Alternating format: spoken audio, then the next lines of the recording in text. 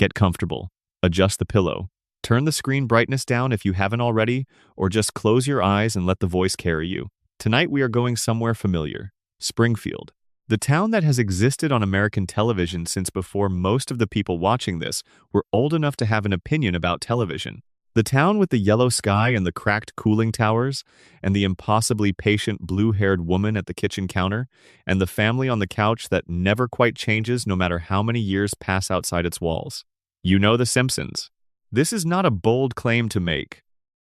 The Simpsons is one of those properties that has achieved the rare and specific kind of cultural saturation where knowing it requires no active effort. It has been present long enough and loudly enough that it has simply become part of the atmospheric condition of growing up in the English-speaking world over the last 3.5 decades. 36 seasons, more than 780 episodes, the longest-running American animated series, the longest-running American sitcom, the longest-running scripted primetime program in the history of American television, full stop, and the record keeps extending each year the show continues. But here is the thing about The Simpsons that most people who know it casually have never quite reckoned with. It is not just a long show, it is a deep show. It has accumulated, over its extraordinary run, a kind of layered complexity that most entertainment properties never come close to developing, because most entertainment properties do not run long enough for the layers to form. The Simpsons has had time. Enormous quantities of time. And in that time, it has built something underneath the jokes and the couch gags and the catchphrases that the casual viewer never sees, and that even the dedicated viewer can spend years watching without fully registering. Tonight we are going to see it. What we are doing tonight is descending. We are going to take the full shape of The Simpsons, everything the show contains, its history and its mysteries and its buried storylines and its unresolved threads, and the theories that the fan community has built with decades of careful attention, and we are going to move through it layer by layer, from the surface down to the very bottom of what the iceberg holds. The Simpsons iceberg is a concept that has existed in fan communities for years. If you have never encountered it, the basic idea is this. Imagine a chart in the shape of an iceberg, with the water line running through the middle. Above the water, the things that most people who watch the show already know. Below it, organized by depth, the things that become progressively more obscure, more specific, more surprising, and ultimately more revealing as you go down. The stuff at the very top is common knowledge. The stuff at the very bottom is the kind of thing that changes how the entire surface looks once you know it is there. We are going to cover all of it, every major layer, and we are going to take our time with each one, because rushing through an iceberg misses the point. The depth is the point. The patience required to reach the depth is part of what the depth rewards. So settle in. Get the blanket arranged how you want it. Let the familiar sounds of Springfield settle around you. The music, the yellow, the way the show opens every single week with that same couch gag, that same family, that same house. We have been watching this house for 36 years.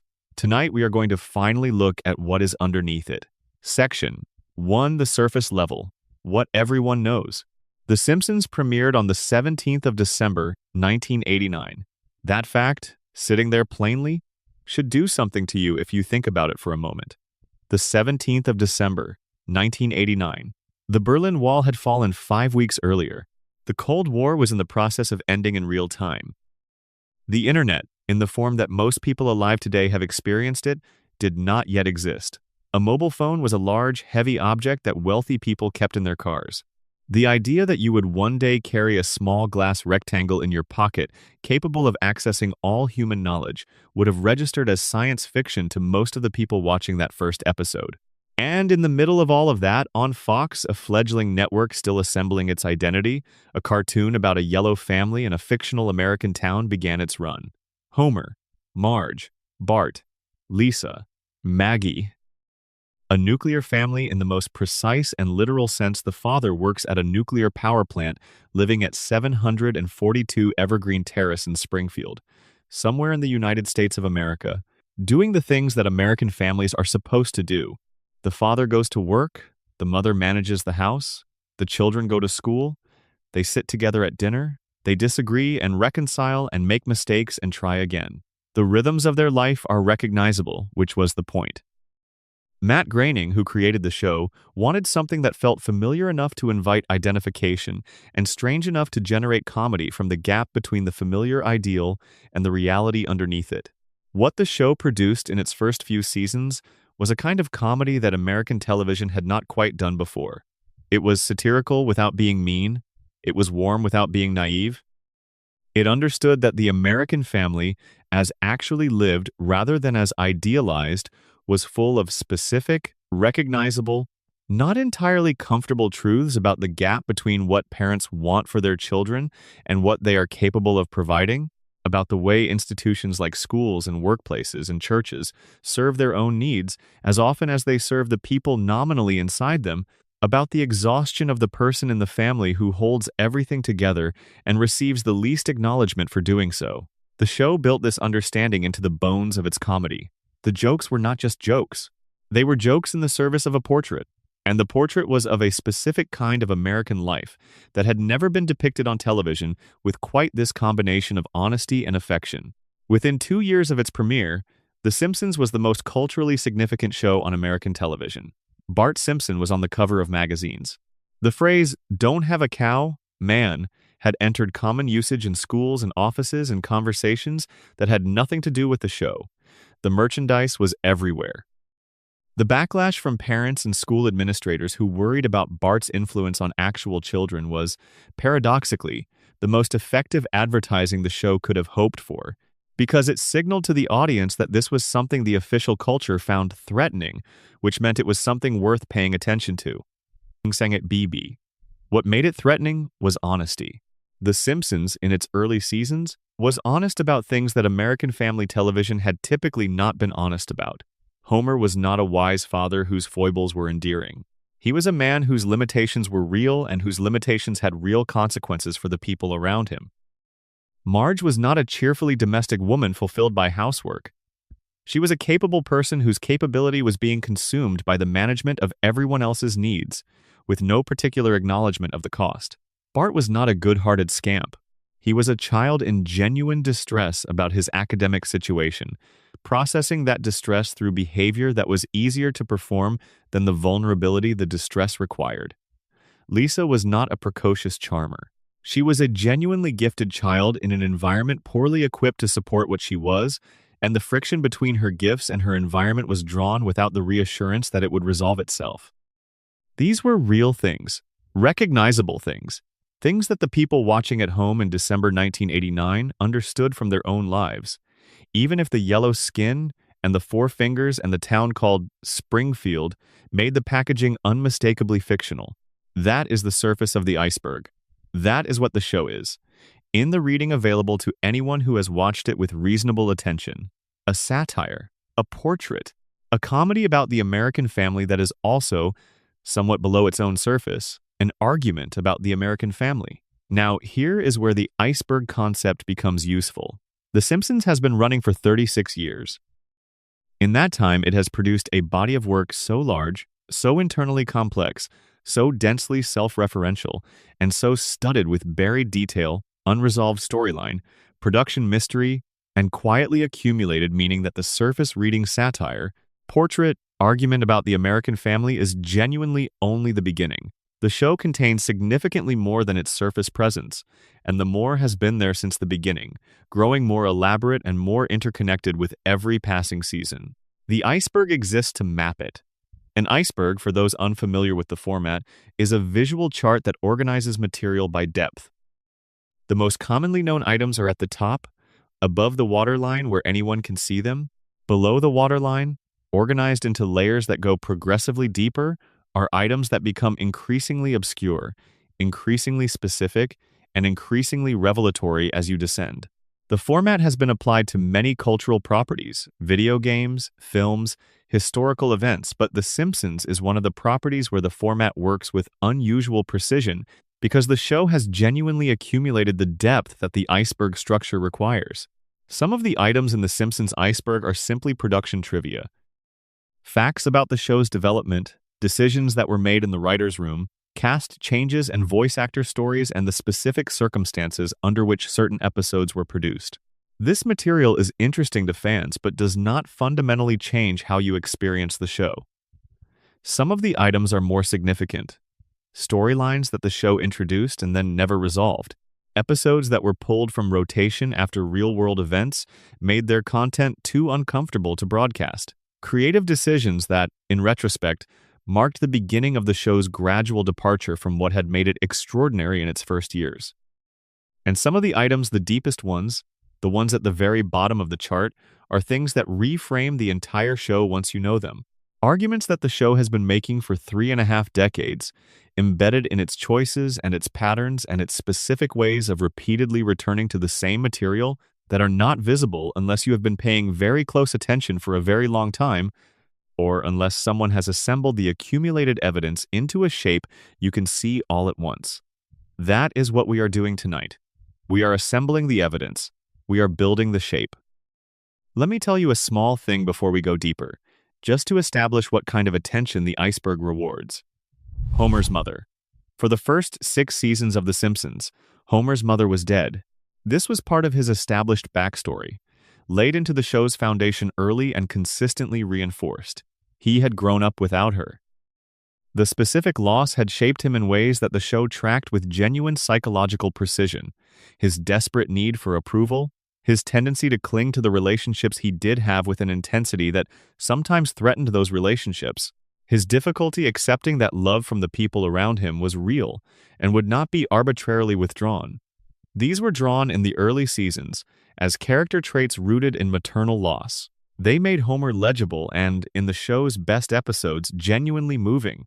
A man who behaves the way Homer behaves, with the specific quality of need that Homer displays, is a man shaped by something real.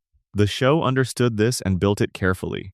And then season 7 came, and Homer's mother turned out to be alive.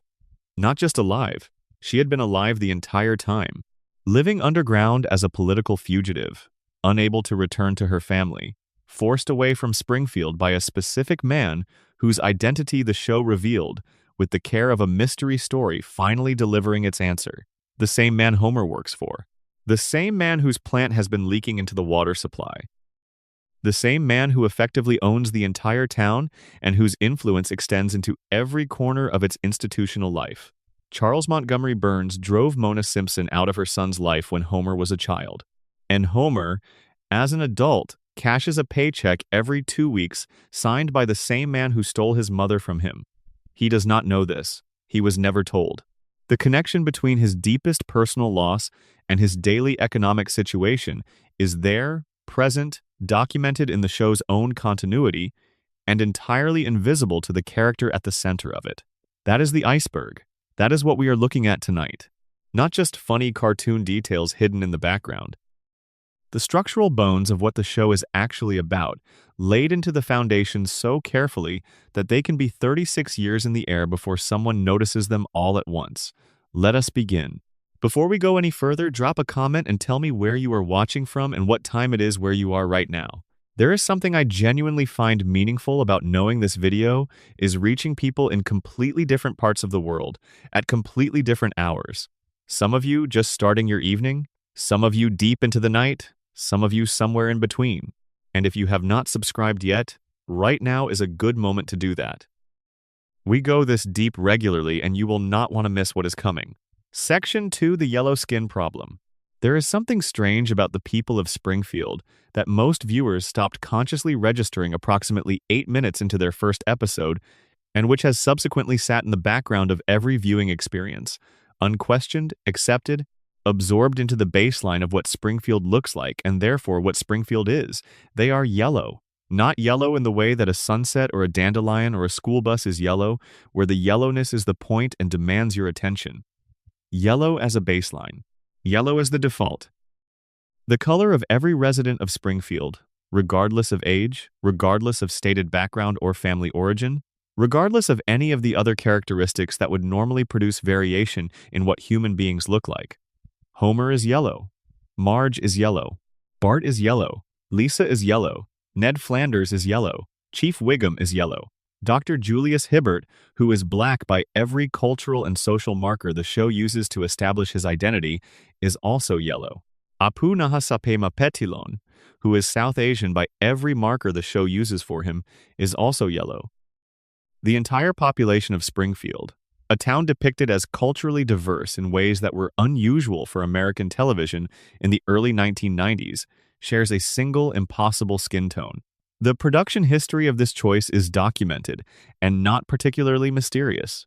Matt Groening has explained in numerous interviews that he chose yellow for the characters because it would register immediately and distinctively on television screens during the era before streaming, when channel surfing was the dominant mode of television consumption.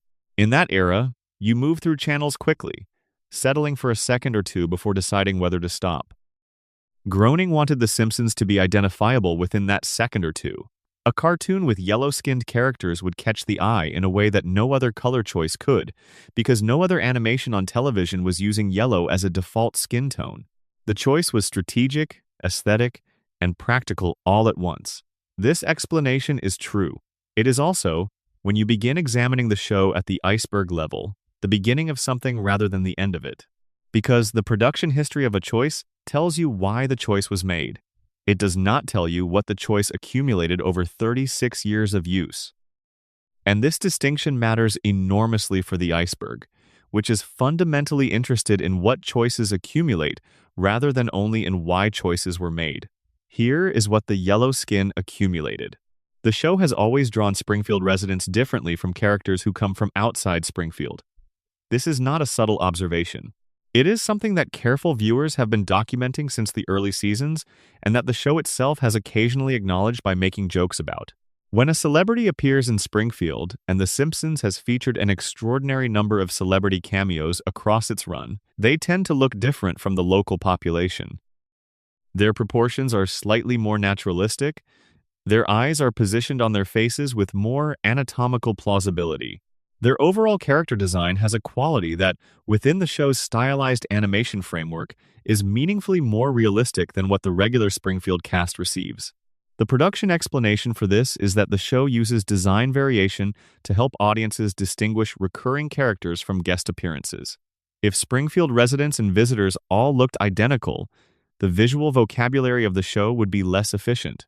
Visitors need to read as visitors. But within the logic of the show's own universe, what this practice produces is something worth examining carefully. There is an observable, visual, consistent difference between the people who live inside Springfield's borders and the people who come from outside them. Insiders look one way, outsiders look another way. The people of Springfield are drawn with specific exaggerations, specific disproportions, specific anatomical departures from what human beings actually look like, that are not present in the people who arrive from outside. If you are watching the show as a production artifact, this is character design.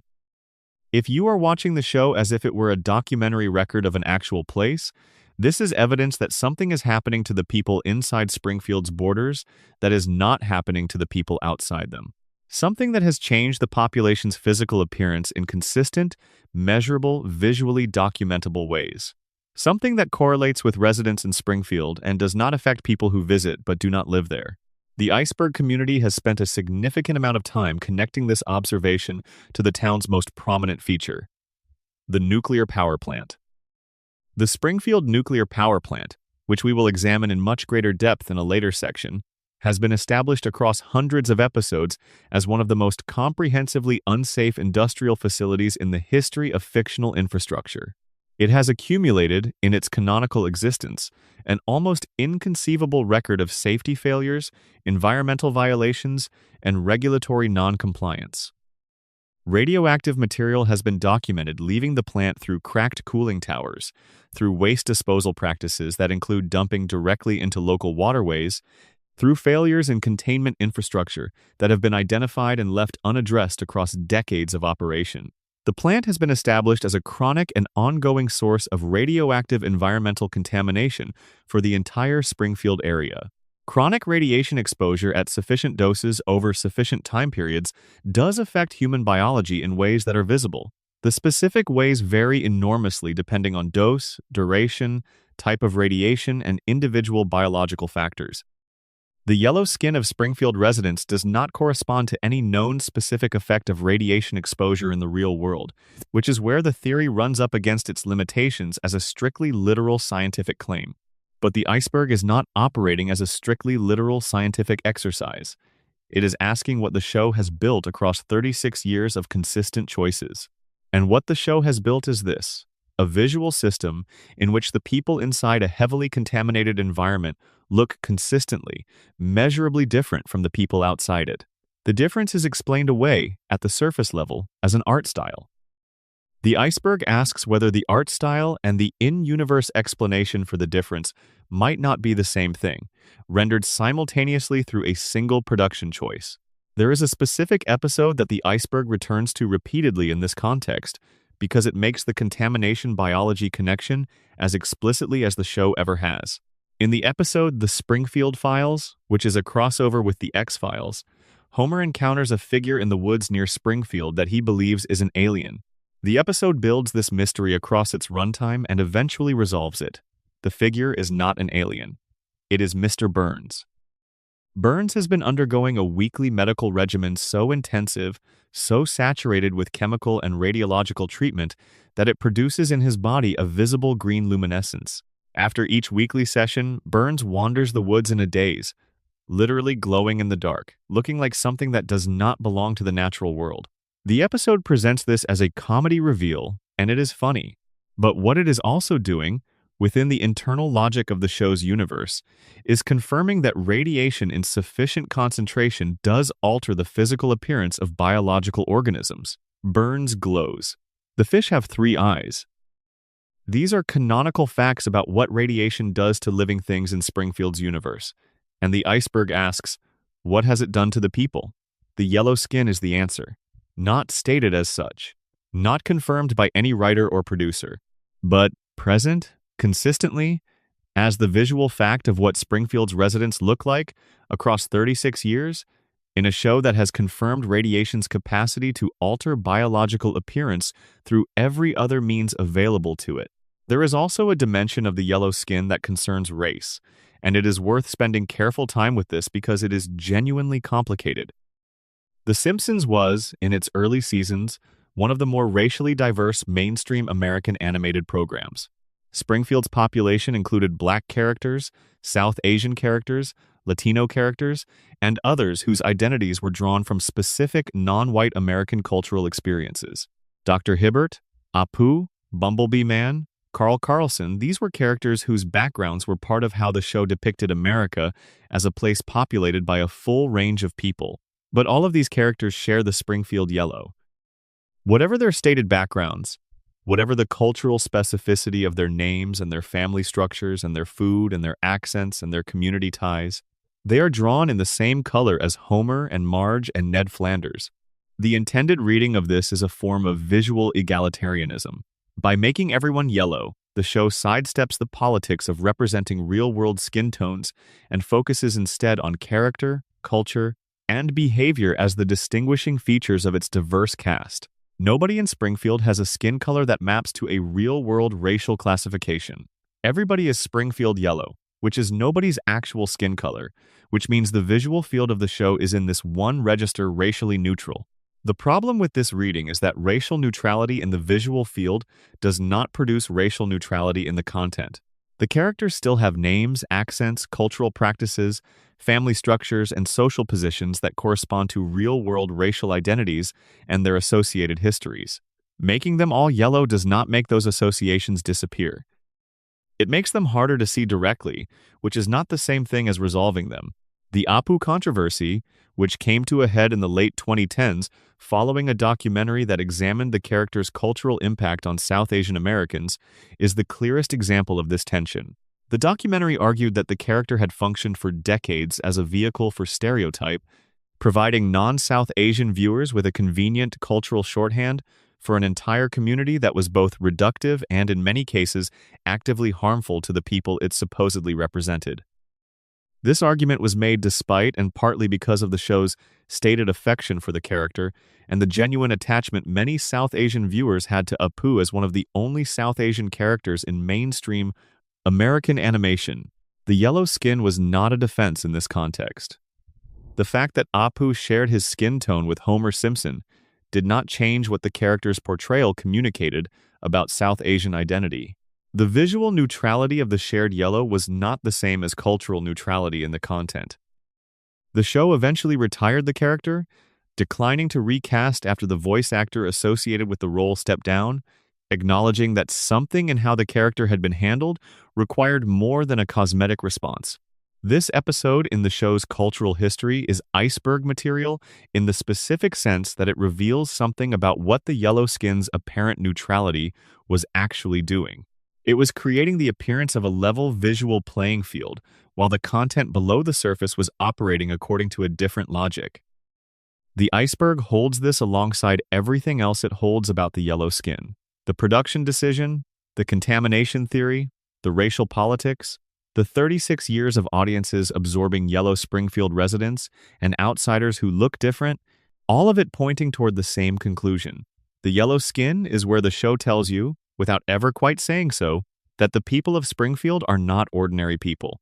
Something has happened to them, something that makes them look different from the people who come from outside. Something that has been happening for so long that they no longer notice it, and neither does the audience, and that invisibility is precisely the mechanism by which it has been allowed to continue. The most effective contaminations are the ones you stop being able to see.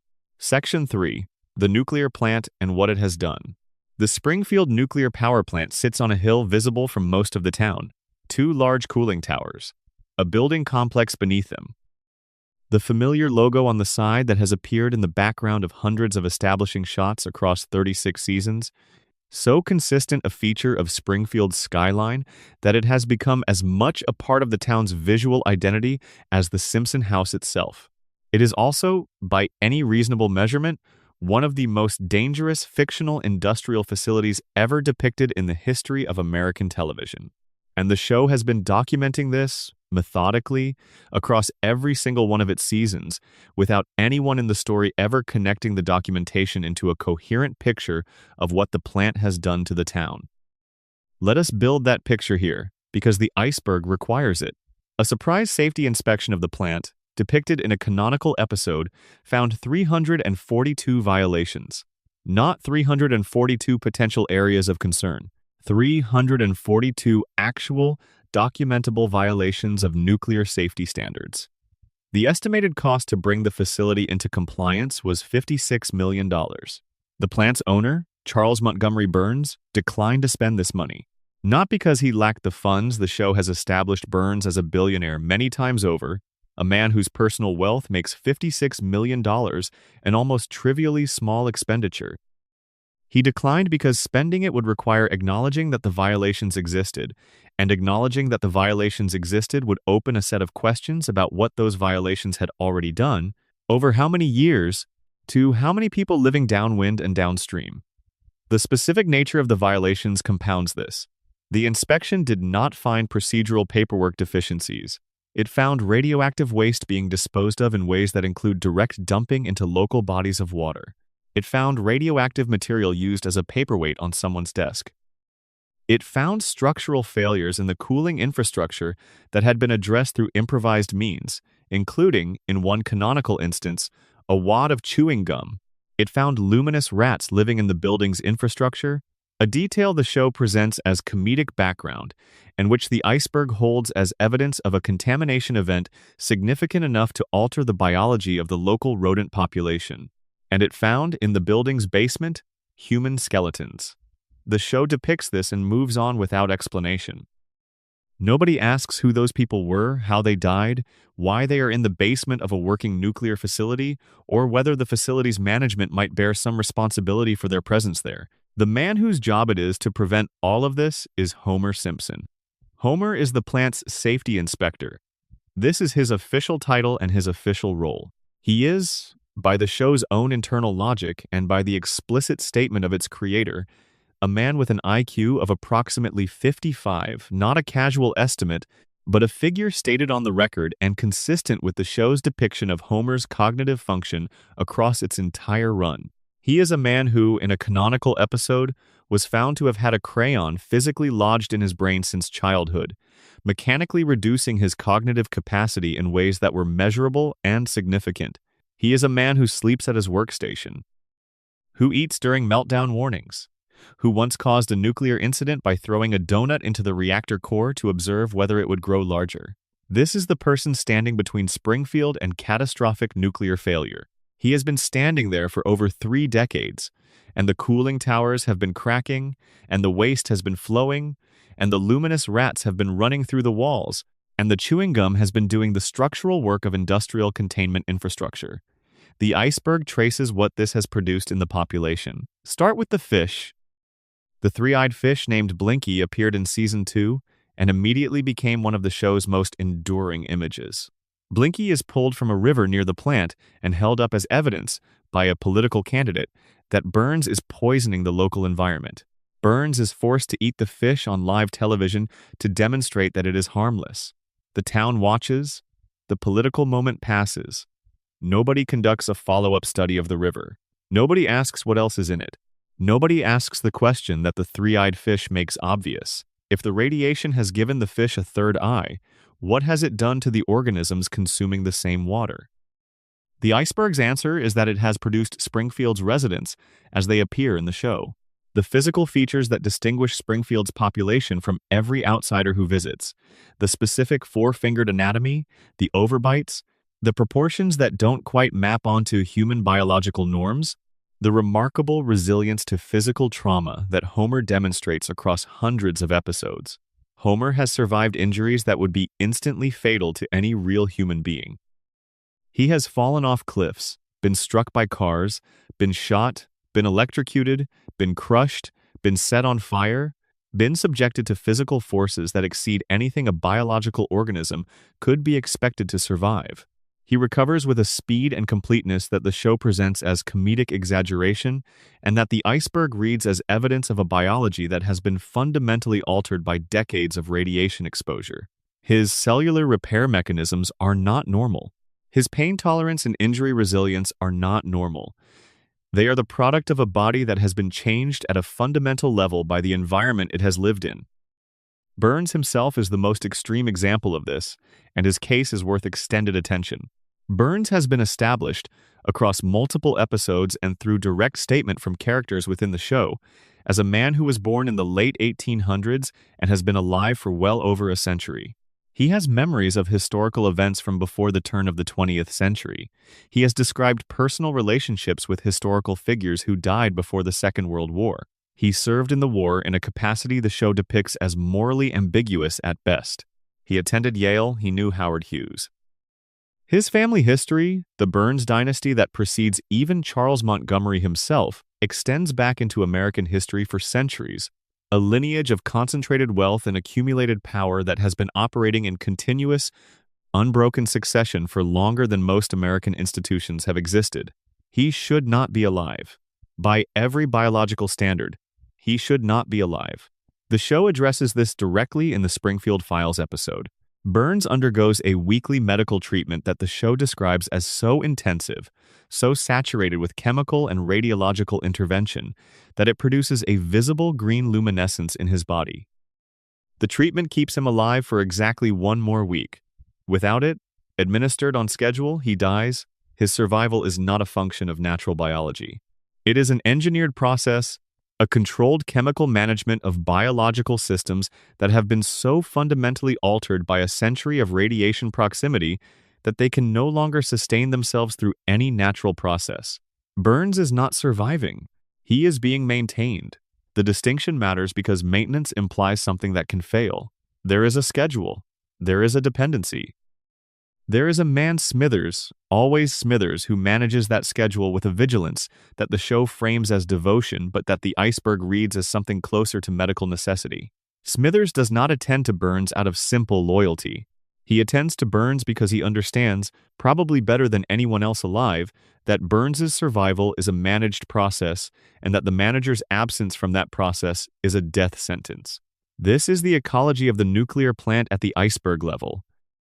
Burns has spent a century managing the effects of radiation in his own body, developing the expertise and the infrastructure and the pharmaceutical resources to keep himself operational through what amounts to chronic radiation poisoning of extreme duration. And he is surrounded by a town whose residents have been subjected to the same radiation at lower doses for shorter periods, though the shorter periods are now measured in decades, and who have developed their own biological adaptations to that exposure without resources, without awareness, without anyone to manage the process for them.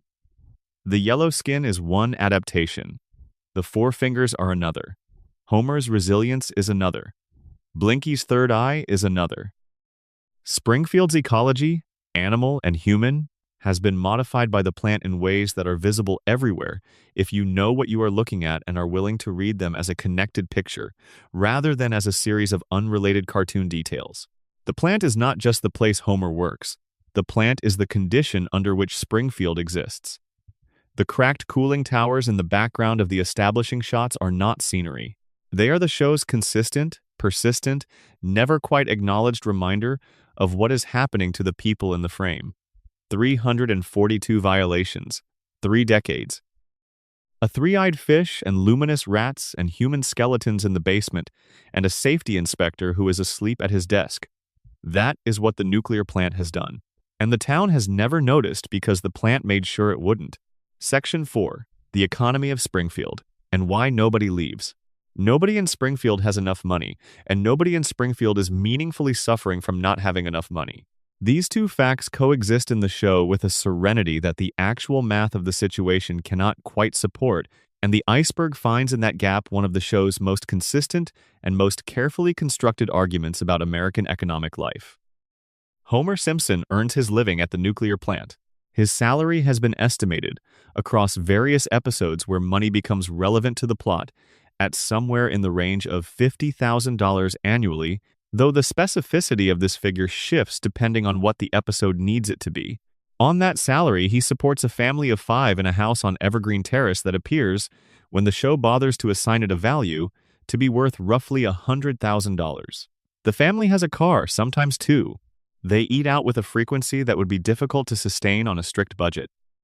Homer maintains what appears to be a daily presence at Moe's Tavern, consuming quantities of Duff beer that, if you actually tried to cost them out against his salary and the family's other expenses, would produce a troubling picture. The children attend public school. The family goes on vacations, sometimes international ones. Maggie has a steady supply of pacifiers. The household functions. The show has never attempted to make Homer's budget add up in any consistent way, because making it add up would require either making Homer significantly poorer than the show depicts him, or making him significantly wealthier than his job would support. Neither of those options serves the comedy, which requires Homer to be approximately at the lower edge of middle-class stability, close enough to comfort that the losses of that comfort can be funny rather than genuinely desperate, far enough from wealth that the precariousness of his position is always present as a background pressure. What makes this economic situation interesting at the iceberg level is not the inconsistency of Homer's budget. It is the structure of the economic system that surrounds him. Springfield is a company town. This is the most precise description of its economic ecology, and understanding what company towns are and how they function explains a significant amount of what otherwise appears to be simply the background furniture of the show. A company town, in American economic history, is a settlement organized around a single employer who controls not just the labor market but a significant portion of the material infrastructure of daily life. In the classic company towns of the late 19th and early 20th centuries, the coal towns of Appalachia, the mill towns of the textile-producing South, the mining settlements of the West, this control was explicit and comprehensive. The company owned the houses where workers lived. The company operated the stores where workers shopped, accepting the company's own script currency rather than cash. The company ran the utilities, the church, sometimes the school. Workers were bound to the company not only by their employment but by the fact that everything they needed to sustain their lives outside work also came from the company. Leaving the company town meant leaving behind your house, your credit, your community connections, and often your entire economic identity, because the only skills you had were skills the company had needed, and the only reference you had was the company you were leaving. The structural effect of this arrangement was to make meaningful resistance collective action, demands for better conditions, organization toward improved wages effectively impossible, because the company controlled the conditions under which people could afford to resist. Springfield is not as extreme as the classic company towns. There are businesses in Springfield that Burns does not own directly. Moe's Tavern, the Quick E-Mart, the Springfield Shopper newspaper, Luigi's Restaurant, Android's Dungeon, the The First Church of Springfield is presumably not a Burns subsidiary. The town has an economic ecosystem that extends beyond the plant. But the plant is the gravitational center of that ecosystem, in ways that every episode that touches on Springfield's economics confirms. The plant is the town's largest employer and its primary source of electrical power. Burns's personal wealth, influence, and political connections make him the most powerful individual in Springfield by a margin so large that the second most powerful person in town is not really in the same category. When Burns wants something from the municipal government, he gets it. When Burns runs for governor, he comes close enough to winning that the show has to engineer a fairly elaborate plot device to prevent it. When Burns shuts off the power to Springfield in one episode, the town's infrastructure collapses almost immediately, demonstrating that the plant is not just one economic actor among many, but the load-bearing element of the entire structure. Homer's specific position within this structure is worth examining in detail, because it is more complicated than it first appears. Homer is the plant's safety inspector. He has held this position for the entirety of his adult working life. He has held it through hundreds of documented errors, through at least one period of unemployment when the plant was briefly sold to German investors who immediately fired him, through firings and rehirings and near firings, and moments when Burns has forgotten Homer's name and then remembered it and then forgotten it again. The German investor episode is the one the iceberg community returns to most consistently as evidence that Homer's continued employment is not a consequence of Burns's negligence or forgetfulness. When the German investors take over, their first substantive action is to fire Homer. Their second is to commission an assessment of the plant's compliance requirements. The assessment produces a cost estimate so enormous that it nearly bankrupts the investment group within weeks of the acquisition. Burns repurchases the plant for a fraction of what he sold it for and immediately rehires Homer. The sequence is presented as a comedy of corporate incompetence and Homer's improbable good fortune. The iceberg reads it as a deliberate demonstration of why Homer exists in the role he occupies. A competent safety inspector would shut the plant down within a matter of weeks.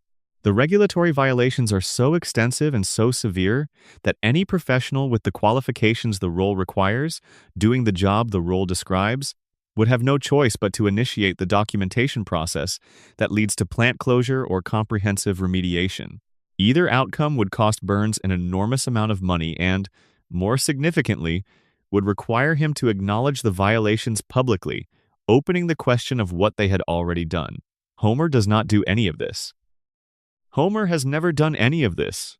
Homer's specific combination of low cognitive function, high tolerance for occupational hazard, and complete incuriosity about the systems around him makes him precisely the kind of safety inspector a plant operating at 342 violations needs. He is not a failing safety inspector. He is a perfect one for Burns's purposes. The gap between what his job title describes and what his presence in that role actually produces is the gap that keeps the plant operational and profitable. Burns knows this. The German investor episode proves he knows it, because his first action after reacquiring the plant is to restore exactly the personnel configuration that keeps the violations safely undocumented. This is a management decision made with full awareness of its operational logic. The deal with Grandpa adds another layer. Later seasons of the show establish that Homer's job security, his remarkable, seemingly inexplicable ability to retain his position through failures that would end any ordinary career, is the product of an agreement made between his grandfather and Burns. Abraham Simpson discovered something about Burns, the exact nature of which the show deliberately keeps vague, and instead of acting on this knowledge in any way that might produce accountability, struck a private deal. His silence in exchange for Homer's guaranteed employment.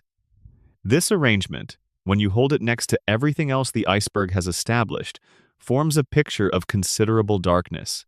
The man who forced Homer's mother out of his life when Homer was a small child is also, through the deal Grandpa made, the guarantor of Homer's economic stability as an adult. The deepest personal loss Homer has ever experienced, and the primary source of his material security are connected to the same person. Homer does not know this. He has never been told.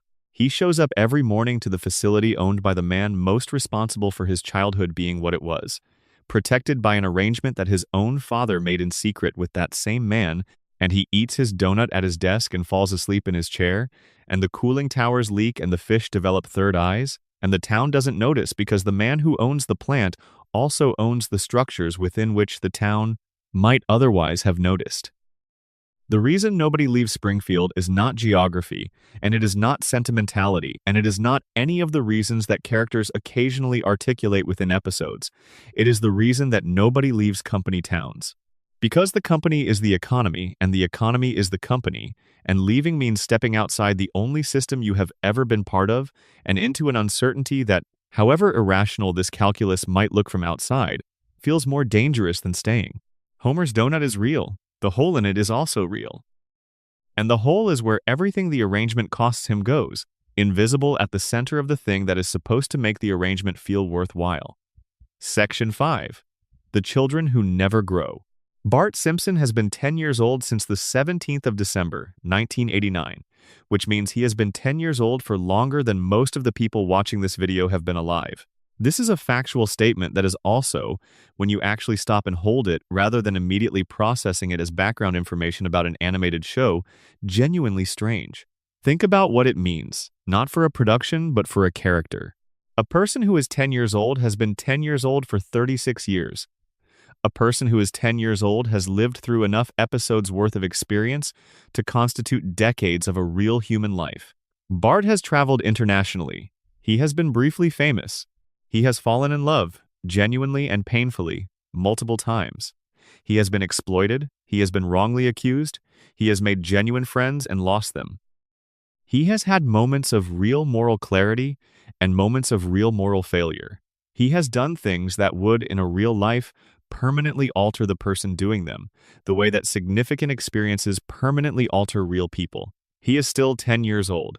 And every Monday morning, or whatever the in-universe equivalent is, he wakes up in the same bed at 742 Evergreen Terrace with the same skateboard and the same attitude and the same essential relationship to authority, which is one of reflexive resistance executed with considerable talent and essentially no strategy.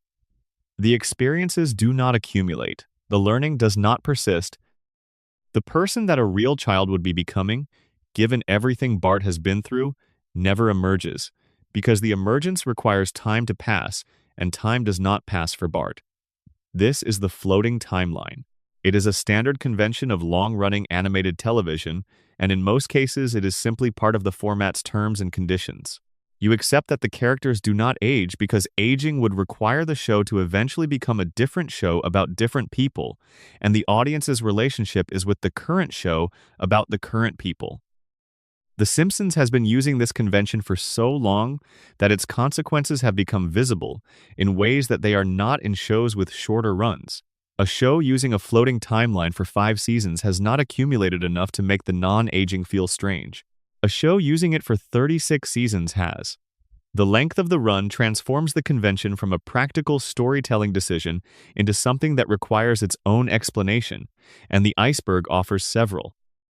The simplest iceberg explanation is the radiation theory, which the previous section established.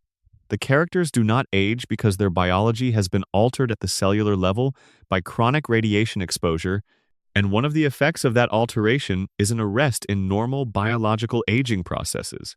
This is consistent with several things the show has established about Springfield's population, including Burns's extraordinary lifespan and Homer's extraordinary resilience to physical trauma.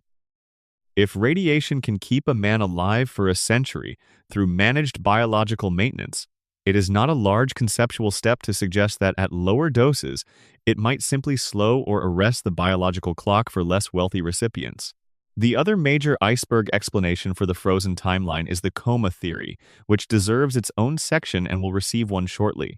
The short version is that Homer has been in a coma since 1993, and every episode since then is a dream generated by his unconscious mind, which naturally cannot age the people in it because it has no reference material for what they look like older than they were when Homer lost consciousness.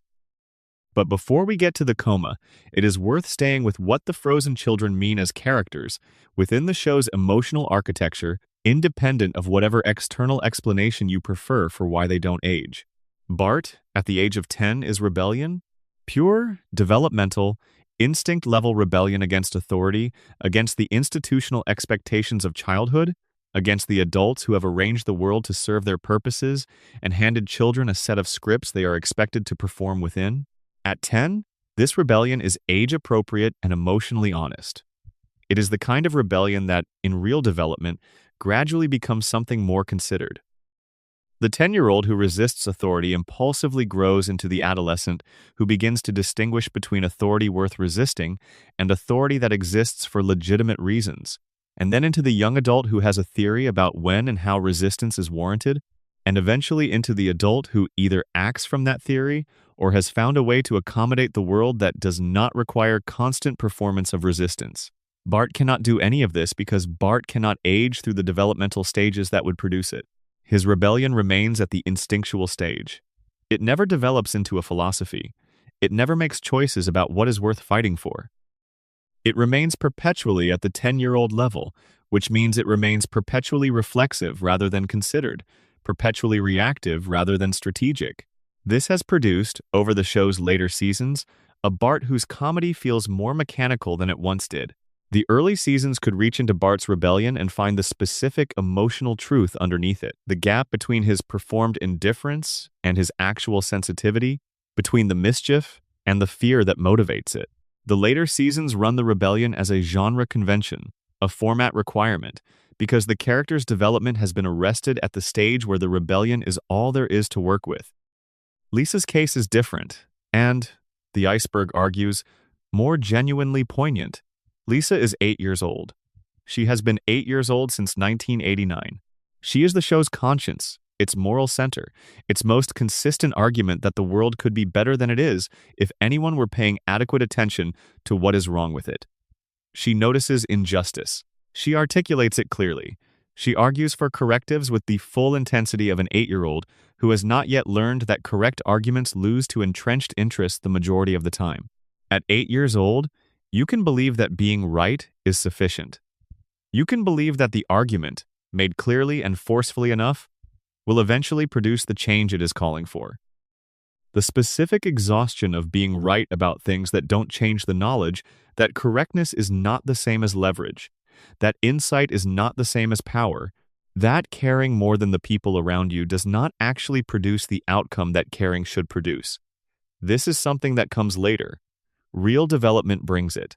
Real experience with how the world responds to the kind of intelligence and commitment Lisa represents produces a more complicated person on the other side. Lisa cannot become that more complicated person because she cannot age through the process that would produce her. She is frozen at 8, at the age of maximum idealism and minimum cynicism, and the show runs her character through the same fundamental arc over and over. She sees something wrong, she argues for the right thing, she is dismissed or temporarily validated, and then the validation evaporates, and next week she sees something wrong again with exactly the same intensity she brought to it the week before. What the iceberg notices about Lisa's freezing is that it is the cruelest of the 3 children's frozen states, because Lisa is the one whose character most requires development to complete itself. Bart's rebellion is readable and meaningful at 10. Maggie's watchfulness is readable and meaningful at 1. But Lisa's particular combination of intelligence and moral commitment exists at 8 in a state that is explicitly preliminary. The Lisa at 8 is becoming something. The flash-forward episodes where the show imagines adult Lisa confirm this.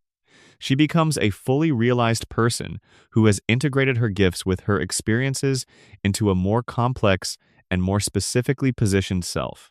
The show gives you that version of Lisa in glimpses, in single episodes, and then puts her away and returns the 8-year-old to her saxophone. Each time it does this, it is acknowledging the cost of the floating timeline while declining to pay it. The cost is the full version of Lisa. What the show keeps instead is the preliminary version, useful for specific storytelling purposes, frozen at the age where her particular gifts are most legible, as comedy and as moral argument, without requiring the show to grapple with what those gifts actually need to become what they could be. Maggie is a different case from both Bart and Lisa, and her difference is the most interesting of the 3. Maggie has been 1 year old for 36 years. She cannot walk without falling. She communicates primarily through pacifier sounds. She has, in the show's canonical history, spoken one word. She is, in every external indicator, an infant, and the show's comedy has consistently deployed her as an infant prop. The baby in the high chair, the baby in the car seat, the baby being carried and held and fed. But the show has also, across dozens of episodes that center on Maggie or include her as more than a background presence, established that what is happening inside Maggie is significantly more complex than what her external presentation suggests. In the theatrical short The Longest Daycare, which was nominated for an Academy Award, Maggie is deposited at a daycare and proceeds, over the course of 7 minutes, to execute a rescue operation for a caterpillar that requires her to read her environment, identify threats, develop a multi-step plan, adapt that plan in real time when it encounters obstacles, and execute it with timing and precision that no actual 1-year-old possesses. She does this without speaking, without the ability to reliably walk. Using only the cognitive resources available to her and the problem-solving capacity that those resources, in her specific case, are considerably greater than her developmental stage should permit. The show has tested Maggie's intelligence on multiple occasions and produced results that the episodes treat as gags off-the-chart scores, results that exceed the measurement capacity of the instruments being used, and then move on without following the implications. The gag is the punchline. The implication is the iceberg material. If Maggie's cognitive capacity is genuinely extraordinary, if she has been operating at a level far beyond what any 1-year-old should be capable of for 36 years, then the question of why she has maintained the presentation of a 1-year-old for 36 years is not a continuity question. It is a character question. And the answer the iceberg arrives at, by looking at what Maggie has watched from her high chair across the show's entire run, is strategy. Lisa uses her intelligence visibly. She announces it. She argues from it. She wears it on the outside where everyone can see it, and the show has spent 36 seasons documenting what happens to visible intelligence in Springfield. It earns its owner isolation, mockery, a series of partial victories that resolve into nothing, and a sustained friction with the community around her that makes her the most specifically lonely person in her own family. Maggie has watched all of this. She has watched her sister fight for recognition from a community constitutionally unwilling to provide it, using tools that the community finds threatening rather than useful.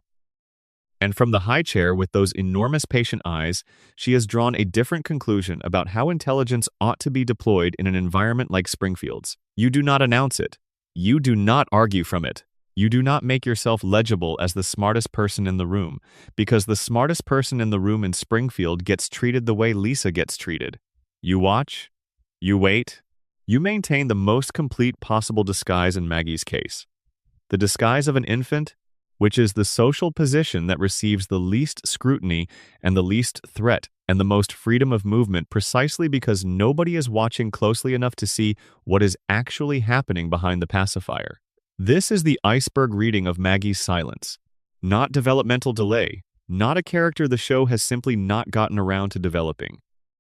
A strategic choice made by a consciousness sophisticated enough to recognize that invisibility, in Springfield, is the most powerful position available.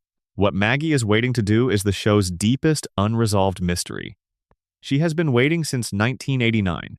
She has accumulated 36 years of watching. She knows Springfield better than any other character because no other character has spent 3 decades in the one position that allows you to observe everything without being observed in return. And she has not yet decided that the moment is right. When she does decide, the iceberg suggests Springfield will not see it coming. That is the design. That is the whole point of the waiting. Section 6. The Coma Theory.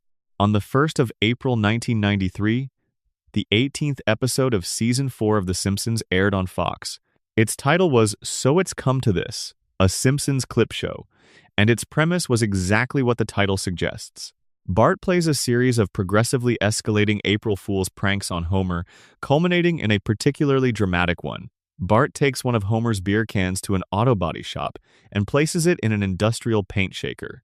When Homer opens the can, the resulting explosion is violent enough to put him in the hospital. So far, this is standard Simpsons. Homer is in the hospital. The family is worried. There is probably some comedy about Homer's medical situation. This is territory the show has visited before and will visit again. But then Homer, lying in his hospital bed recovering from the explosion, reaches for a candy bar from the vending machine across the room. The machine tips over. It lands on Homer, and Homer Simpson enters a clinical coma. This is depicted as a real event within the episode, not a cutaway gag, not a dream sequence. Homer is genuinely medically unconscious. The family gathers. Bart sits at his bedside crying, confessing through tears that the entire chain of events was his fault, that he is responsible for whatever happens to his father. And in the episode's resolution, Homer springs awake, immediately begins strangling Bart, and everyone laughs. And the show presents this as the end of the story. Except it includes one more piece of information, offered almost as an afterthought. During the coma, Homer lost 5% of his brain function. The coma destroyed a measurable, permanent portion of his cognitive capacity. 5% of Homer's brain is gone, damaged beyond recovery. And Homer's response to learning this is to laugh, while simultaneously noting that he does not understand why he is laughing. The episode ends, the show continues.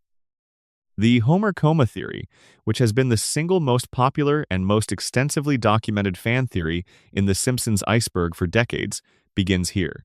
Its core claim is this: Homer Simpson did not actually wake up from that coma. The recovery depicted at the end of the episode is not real. Everything that has aired since the 1st of April 1993, every single episode across 30-plus additional seasons, every storyline, every character development, every guest appearance, every impossible event, every increasingly surreal plot is a dream being generated by the unconscious mind of a man lying in a hospital bed in Springfield General, slowly losing brain function while his family sits beside him and waits for him to open his eyes. The evidence assembled in support of this theory is, in its totality, more compelling than a brief summary can fully convey. Let us go through it carefully. The first and most often cited piece of evidence is the tonal shift. Before the coma episode, The Simpsons was a show with a specific register, grounded in recognizable human experience, rooted in the everyday pressures of working-class family life, using exaggeration as a tool of satire but maintaining a connection to the kind of situations real people actually find themselves in. Homer tries to quit drinking. Marge and Homer navigate genuine marital tension. Bart faces real consequences for his academic failure. Lisa develops a genuine, specifically depicted crush on a substitute teacher. These are human stories told through a satirical lens, but they are tethered to the human. After the coma episode, the show's register shifts dramatically. Homer goes to space. Burns captures the Loch Ness Monster. Homer discovers that his mother is a political fugitive. Homer joins a secret society. Homer meets God. Homer holds several hundred different jobs across subsequent seasons. Homer travels internationally with a frequency and ease that bears no relationship to his stated income. The escalation of absurdity is not gradual. It is, in retrospect, rather sudden. The show before the coma and the show after the coma are different shows, and the coma is the dividing line. The coma theory's explanation for this is precise. Before April 1993, you are watching Homer's actual life. After April 1993, you are watching Homer's unconscious mind trying to sustain a version of his life that grows increasingly distorted as his brain function continues to deteriorate from the coma's damage. The aging problem is the second major piece of evidence, and it is the one the theory explains most elegantly. Nobody in Springfield ages. This fact, which we have already examined in the section on the frozen children, requires some explanation. The radiation theory offers biological alteration. The floating timeline explanation offers production convention. The coma theory offers something simpler and more emotionally complete. Nobody ages because they exist inside the memory and imagination of a man who lost consciousness in 1993 and has no reference material for what they look like older than they were on that day. Homer's children are frozen at their 1,993 ages because Homer's unconscious mind cannot imagine them growing up. It has no data for what a grown-up Bart or Lisa or Maggie would look like because Homer was not there to see it happen. His brain generates them as he last knew them, repeating and repeating the same people in the same bodies across what must be, in real time, decades of unconscious experience. Marge is the Marge of 1,993 because that is the Marge that Homer's unconscious mind can hold. The town is the town of 1993, updated in surface detail but fundamentally preserved, because a dreaming brain uses what it has. The celebrity cameos are the third piece of evidence, and they explain something that the regular continuity explanation Springfield has become a magnet for famous people handles less convincingly. In the earlier seasons, celebrity appearances are relatively rare and tend to be either organic to the plot or deliberately absurdist. After the coma, they multiply. Famous musicians, athletes, actors, politicians, public figures of every description begin appearing in Springfield at a rate that has no realistic explanation within the show's universe. The coma theory's explanation is that Homer's brain, unconscious and lying in a hospital room with a television presumably somewhere in the background, is receiving ambient input from the outside world. Sounds from the TV, voices from conversations happening near his bed, music from radios, snippets of news. His unconscious mind processes this ambient input and incorporates it into the dream. Every celebrity who appears in Springfield is a name or voice that Homer's comatose brain registered through the background noise of the hospital environment, translated by the dream into a guest appearance. Springfield is not actually attracting famous people. Homer's brain is absorbing famous people from the media environment surrounding his hospital bed and weaving them into the story it is telling itself. The fourth piece of evidence is theological, and it is the one that the Iceberg community finds most striking for the specificity of its timing. In the Season 4 episode Homer the Heretic, which aired 6 months before the coma episode, Homer has a direct conversation with God.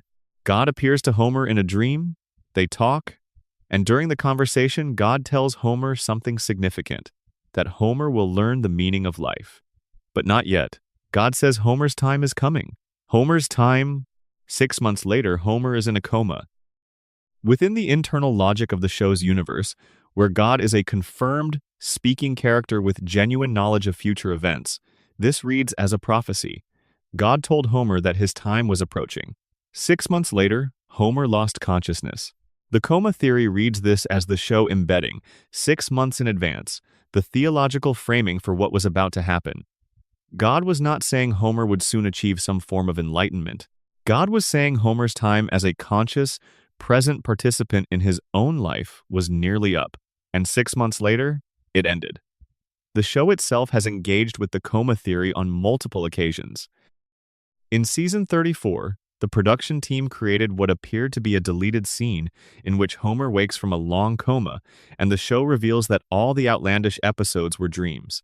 This scene was released as a tease, and then explained as a fake, a hoax planted by fictional hackers, not a genuine revelation. The show laughed it off, but the Iceberg community noted that the production team animated it, voiced it, and released it in a form indistinguishable from actual show content, which suggests a rather more serious ongoing engagement with the theory than a simple dismissal would require. You do not create a fake confirmation of a fan theory that you genuinely find unimportant. Al Jean, the show's long-running executive producer, addressed the theory directly in 2015 and dismissed it. He said it was not true. The Iceberg community received this statement with the awareness that a producer saying a theory is not true is not the same as the theory being wrong. What Al Jean could not explain, and did not explain, was why the tonal shift happened precisely when it happened, why nobody ages, why the show grows more surreal with each passing decade, in exactly the pattern you would expect from a dreaming brain running out of cognitive resources to maintain its simulation. Whether you accept the coma theory or not is less important than what the theory does. It makes the show make sense. All of it. The floating timeline, the absurdist escalation, the celebrity flood, the reset between episodes that erases all consequences, Homer's physical invulnerability. It provides a frame within which the entire post-1993 show is internally coherent in a way that no other single explanation manages. And it reframes the emotional character of the show in a way that the Iceberg finds genuinely moving. If the coma theory is true, then The Simpsons is not a comedy. Or rather, it is a comedy that is also a tragedy. The thing that Homer's unconscious mind keeps producing, across season after season of increasingly improbable adventures, is the same family, at the same ages, in the same house. No matter how far the dream takes Homer to space, to Japan, to the bottom of the ocean, To encounters with God and celebrities and monsters, he always ends up back on the couch at 742 Evergreen Terrace. The family is always there. Marge still loves him. Bart is still 10. Lisa is still 8. Maggie is still reaching up her arms to be held. Homer's deepest, most desperate wish, encoded in every episode of the Post-Coma show, whether or not you read it through the theory's lens, is simple enough to break your heart. He wants his family. He wants them to be okay. He wants to be home. And in the coma, the dream gives him that. Over and over and over. The family preserved in the amber of 1993. The house always there at the end of the episode. Evergreen Terrace always exactly as he left it. The coma is not a nightmare. The coma, read through this theory, is the only heaven a man like Homer Simpson would ever ask for. Friday night at the house, the beer cold, the family together. Nobody has to grow up. Nobody has to leave. The credits roll. The family laughs. The dream resets for next week. Section 7, the secondary cast and what they hide. Springfield has a population that the show has estimated at various points between 30,000 and several 100,000, depending on what the plot requires. This inconsistency is itself iceberg material, but we will address geography and consistency separately. For now, the point is that Springfield contains enough people to support a secondary and tertiary cast of recurring characters so deep and so specifically drawn that several of them have accumulated enough canonical detail to anchor entire seasons. Of episodes on their own, the secondary cast lives at a slight remove from the show's central reset mechanism. The Simpson family's emotional state clears between episodes by narrative necessity. Secondary characters, less central to the show's core structure, occasionally accumulate in ways that produce depth the show did not entirely plan for or planned for, and then could not find the time or willingness to fully develop. Barney Gumble is the clearest example of buried potential in the secondary cast, and his story is one of the specific ones the iceberg returns to as evidence of what Springfield does to people. Before the timeline of the show's present, Barney was Homer's closest friend and, in flashback episodes, a person with genuine trajectory, academic capability, social confidence, something that looked like a future. The flashback episodes depict young Barney with the specificity of a person who was going somewhere before the thing that stopped him happened. And the thing that stopped him was a single beer offered by Homer at a party that turned out to be the first beer Barney had ever drunk. The show stages this moment with its characteristic blend of comedy and genuine melancholy. One beer at one party, and then Barney Gumble, who had been heading somewhere, spent the next several decades at the bar stool at Moe's, present at every episode in a peripheral role, deployed as a background fixture, funny in the reflexive, uncomplicated way of characters the show has decided not to look at closely. The sobriety episode interrupts this with sudden, specific force. Barney enters recovery.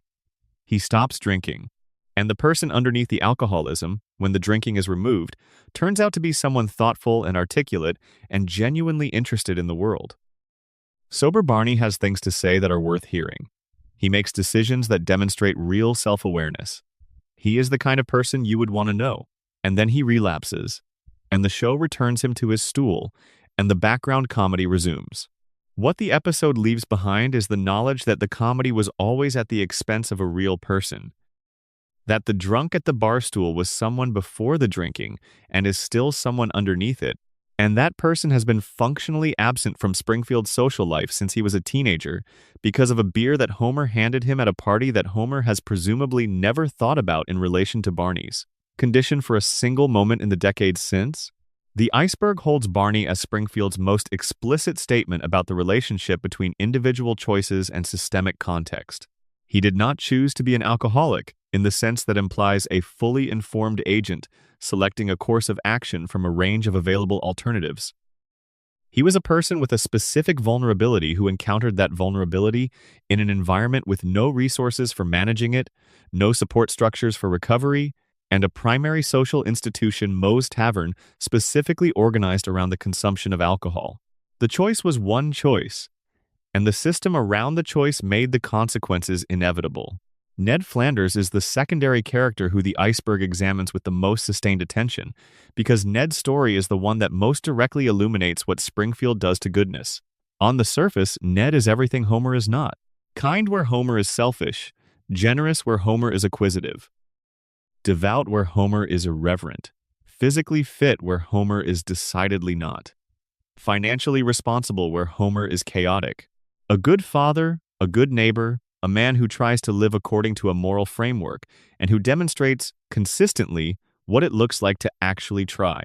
The show punishes him for this, not in the comic sense of a well-meaning character encountering funny obstacles. In a deeper, more specifically structured sense, Springfield's universe consistently, comprehensively, fails to reward Ned Flanders for anything he does right. His wife Maude was killed in a freak accident at the Springfield Speedway. A t-shirt cannon misfired during an event because Homer was dodging the t-shirts and they struck Maude instead. Homer's specific selfishness in that moment, his reflexive avoidance of inconvenience with no thought for its consequences, directly killed the woman Ned loved. And Ned forgave him. Because Ned always forgives. Because Ned's fundamental character trait, the niceness and the patience and the grace, does not permit him to do otherwise. Later episodes reveal the architecture of this forgiveness, and it changes what it means entirely. Ned was a violent child, uncontrollable. His beatnik parents, philosophically opposed to discipline of any kind, took him to a psychiatrist who subjected young Ned to an extended program of behavioral modification. The specifics are treated as comedy in the episode's framing, but the content is real. A child's natural emotional responses, including anger, including the capacity for self-assertion, including the ability to be appropriately outraged by things that warrant outrage, were systematically suppressed through a process he was too young to consent to or resist. What was left, after the conditioning, was Ned. The niceness is not natural character. The patience is not spiritual achievement. The grace extended to Homer after Maude's death is not a product of Ned's faith producing genuine forgiveness. It is the learned response of a man whose behavioral programming requires him to suppress anger at all costs, because the alternative the person Ned would be if the conditioning failed is the person who emerged briefly when Ned's house was destroyed and the community's inadequate rebuilding effort caused it to collapse. A man screaming at everyone who had ever wronged him, releasing decades of compressed rage in a public breakdown that got him institutionalized. That is what lives underneath Ned's niceness. That is what the conditioning is containing. And knowing this, watching Ned extend grace to Homer across 36 seasons of Homer doing things that warrant anger is watching a man whose capacity for appropriate response was taken from him before he was old enough to know he had it. The show also establishes that God confirmed as a real and active presence in Springfield's universe, confirmed as a character who speaks directly to Homer Simpson on multiple occasions, does not speak to Ned Flanders. God talks to Homer. Homer, who falls asleep in church, who skips services, whose engagement with organized religion is sporadic and largely instrumental, has had direct divine conversations confirmed by multiple canonical episodes. God appears to Homer in dreams. God gives Homer information about future events. God, within the show's internal logic, finds Homer's company interesting or useful, or at least worth the engagement. Ned has been in church every Sunday for decades. He has prayed. He has tried. He has organized his entire life around his faith in a divine presence that his faith assures him is listening. And the show has never given him a single canonical moment of direct divine communication, comparable to what Homer receives with such regularity that it barely registers as unusual. The Iceberg reads this pattern as the show's theological argument, embedded in the structure of who the divine engages with rather than stated directly. God, in Springfield's universe, appears to find the structured performance of faith less interesting than the raw, unmediated engagement of someone who has no performance to maintain. Homer encounters God through the gaps in his consciousness, the places where there is simply not enough happening to fill the space, the moments of genuine emptiness that his limitations produce. Ned's consciousness is full of framework, full of the organized practice of devotion, full of the very structures that, paradoxically, may be preventing the contact that the structures are intended to facilitate. This is a strange place to find that specific mystical argument, but it is there, in the 36-year pattern of divine attention, and the Iceberg has been documenting it. Sideshow Bob is the secondary character who has generated the most elaborate iceberg analysis, and he deserves careful attention because he is the show's only recurring antagonist who makes arguments rather than simply causing trouble. Robert Underdunk Terwilliger Jr. was Krusty the Clown's sidekick, a classically trained actor and musician occupying a position that required him to be struck in the face with rakes for the amusement of children. He framed Krusty, took over the show, and would have succeeded except that Bart Simpson noticed a detail about Krusty's alleged literacy that Bob's presence in the role made implausible. Bob went to prison, and a vendetta was born that has produced some of the show's most elaborately constructed and most beloved episodes across 7 separate appearances. What distinguishes Bob from the show's other antagonists is that his critique is coherent and not wrong. His contempt for the intellectual vacancy of Krusty's programming, for the way mass entertainment has crowded genuine culture out of the public consciousness, for the specific degradation of being a classically trained artist in an environment that has no use for classical training. None of these are positions the show is endorsing, given that Bob executes them while trying to kill a child.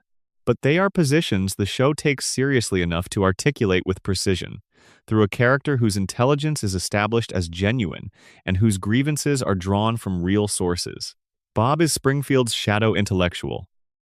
He is what happens when genuine cultivation encounters an environment constitutionally hostile to it. His villainy is not separate from this condition. It is the form the frustration takes when every legitimate outlet has been closed. And the fact that he keeps being defeated by Bart Simpson, the show's avatar of anti-intellectual charm and reflexive non-engagement, is the show's ongoing joke at the expense of its own intellectual pretensions, a joke that acknowledges, with some self-awareness, that cleverness without credentials tends to get the better of training with credentials when they meet in a schoolyard. Section 8. Mona Simpson and the Architecture of Homer's Pain. For the first 6 seasons of The Simpsons, Homer's mother was dead.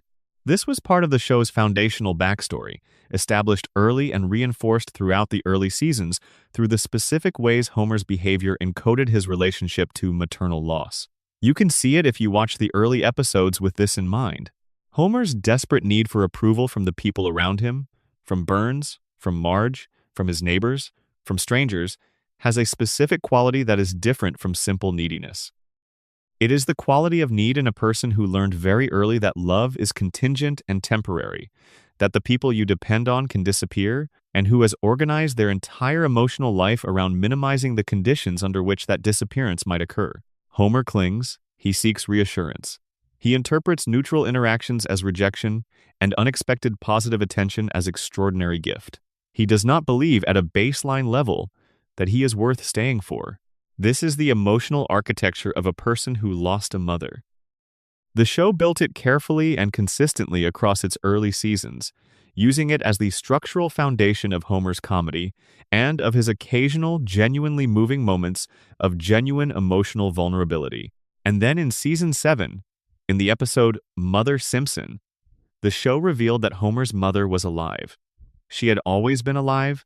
The death was a lie, constructed by Abraham Simpson and maintained across Homer's entire life, concealing a truth that Abraham had decided Homer was better off not knowing. The truth was this: Mona Simpson, Homer's mother, had been a political activist in 1969.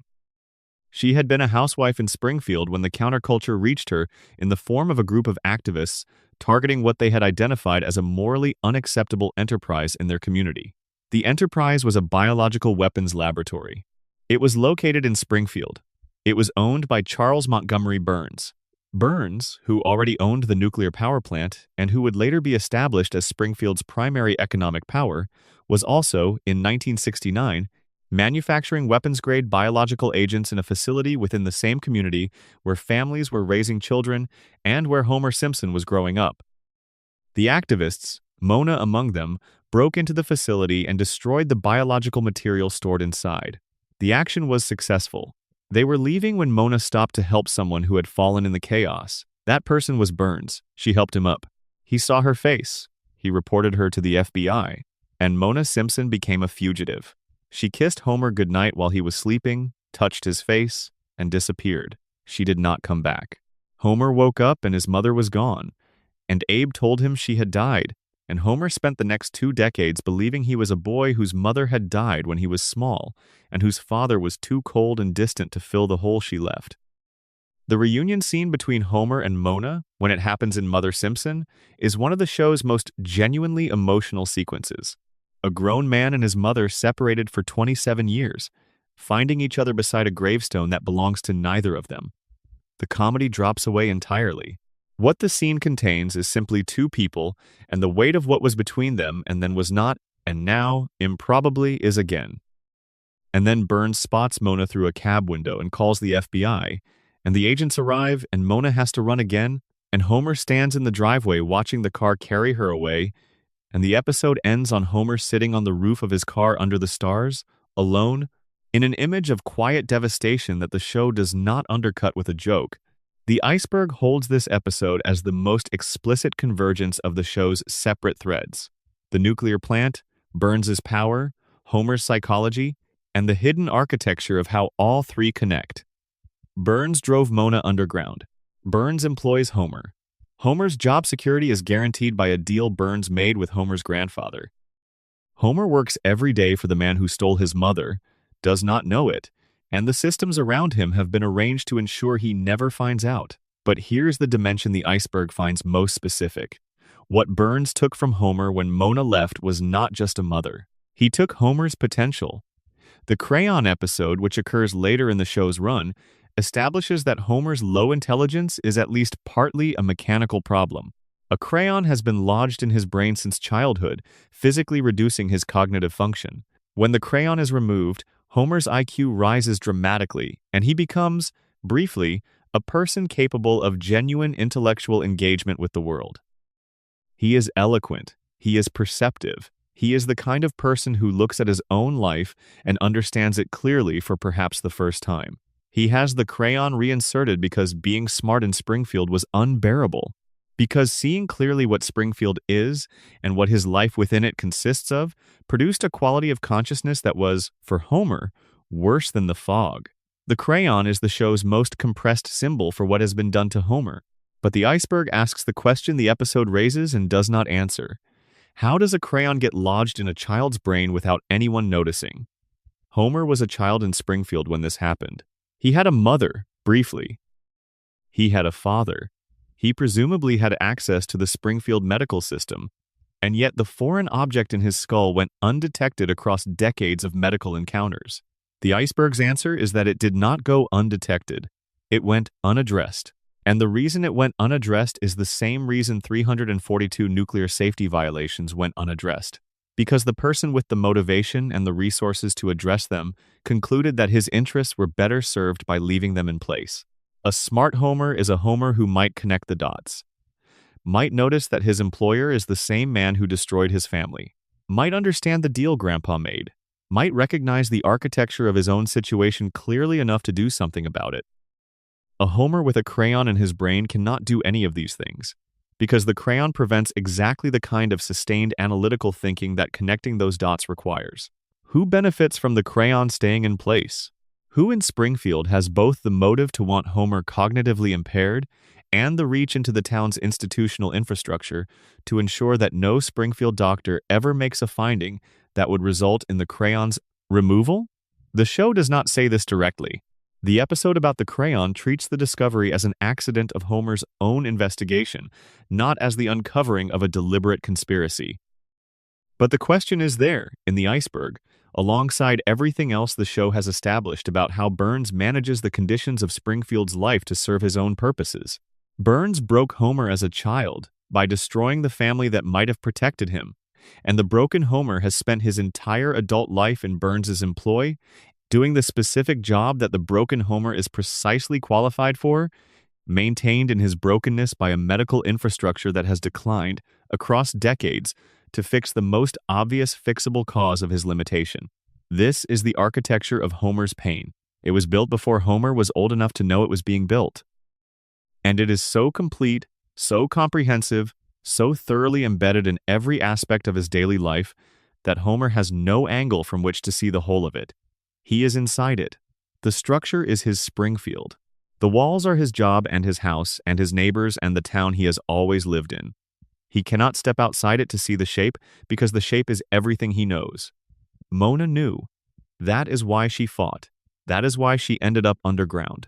The one person who saw the whole of it clearly enough to resist it spent 27 years in hiding for the trouble, and when she came back, Burns made sure she ran again.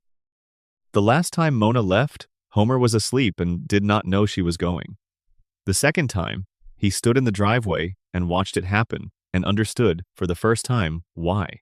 The show does not give him anything to do with that understanding. He goes back inside. Next week, the couch gag plays, the family assembles, and Homer is at the plant. The architecture persists. The job continues. The cooling towers leak. That is the most honest thing the show ever told about Homer, and it told it in the episode his mother came back. The architecture of his pain was built by the man who signs his paycheck, and he does not have the tools to dismantle it, and the system has arranged things to make sure he never acquires them. Section 9. The Golden Age, The Shift, and What Was Lost. The Simpsons has a golden age. Every serious conversation about the show arrives at this conclusion eventually, and the only debates are about where exactly the golden age begins and where it ends, and what caused the transition from it to the period that followed. The consensus imperfect, disputed at the margins, but real places the peak creative period somewhere between Season 3 and Season 8, with the most concentrated excellence found in Seasons 4, 5, and 6. Within this window, the show produced some of the most precisely crafted television comedy in the history of the medium. The density of good material per episode is extraordinary. The jokes work on multiple levels simultaneously. The emotional beats are credible within the satire rather than disrupting it. The characters behave like specific people rather than like genre types performing their assigned functions.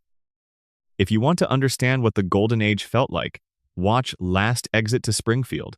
It is widely regarded as one of the finest individual episodes the show has produced, possibly the finest, and it displays every quality that made the Golden Age distinctive. Homer accidentally becomes a union leader. He negotiates with Burns. He does not know what he is doing but stumbles through the negotiation in ways that, through sheer force of incompetence arranged in exactly the right sequence, produce a successful outcome. The episode is dense with jokes that reference, simultaneously, specific Union history, classic film, and the particular comedy of Homer's limitations. The emotional stakes are real within the comedy. The satire is specific enough to have teeth, and the whole thing is constructed with an architectural care that rewards repeated viewing. Now watch a Season 20 episode. The difference is not subtle. It is tonal, structural, and fundamental. The jokes are present. The voice cast is the same. The characters are the same characters, in the same town, in the same house. But something essential is different, and the challenge of articulating what that something is has generated more analysis in the iceberg community than almost any other question about the show. The most commonly cited explanation for the shift is the writer room. The show's creative leadership changed multiple times across its run, and the different eras correspond with reasonable accuracy to different showrunners and different concentrations of specific writing talent. John Swartzwelder, who wrote 59 episodes of The Simpsons, is the writer whose departure in 2003 the iceberg community most consistently identifies as a significant loss. His sensibility rigorous within its own absurdism, logically consistent regardless of how illogical the premise, specific to the point where you can identify his episodes by their particular rhythm, was a major component of what made the Golden Age feel the way it did.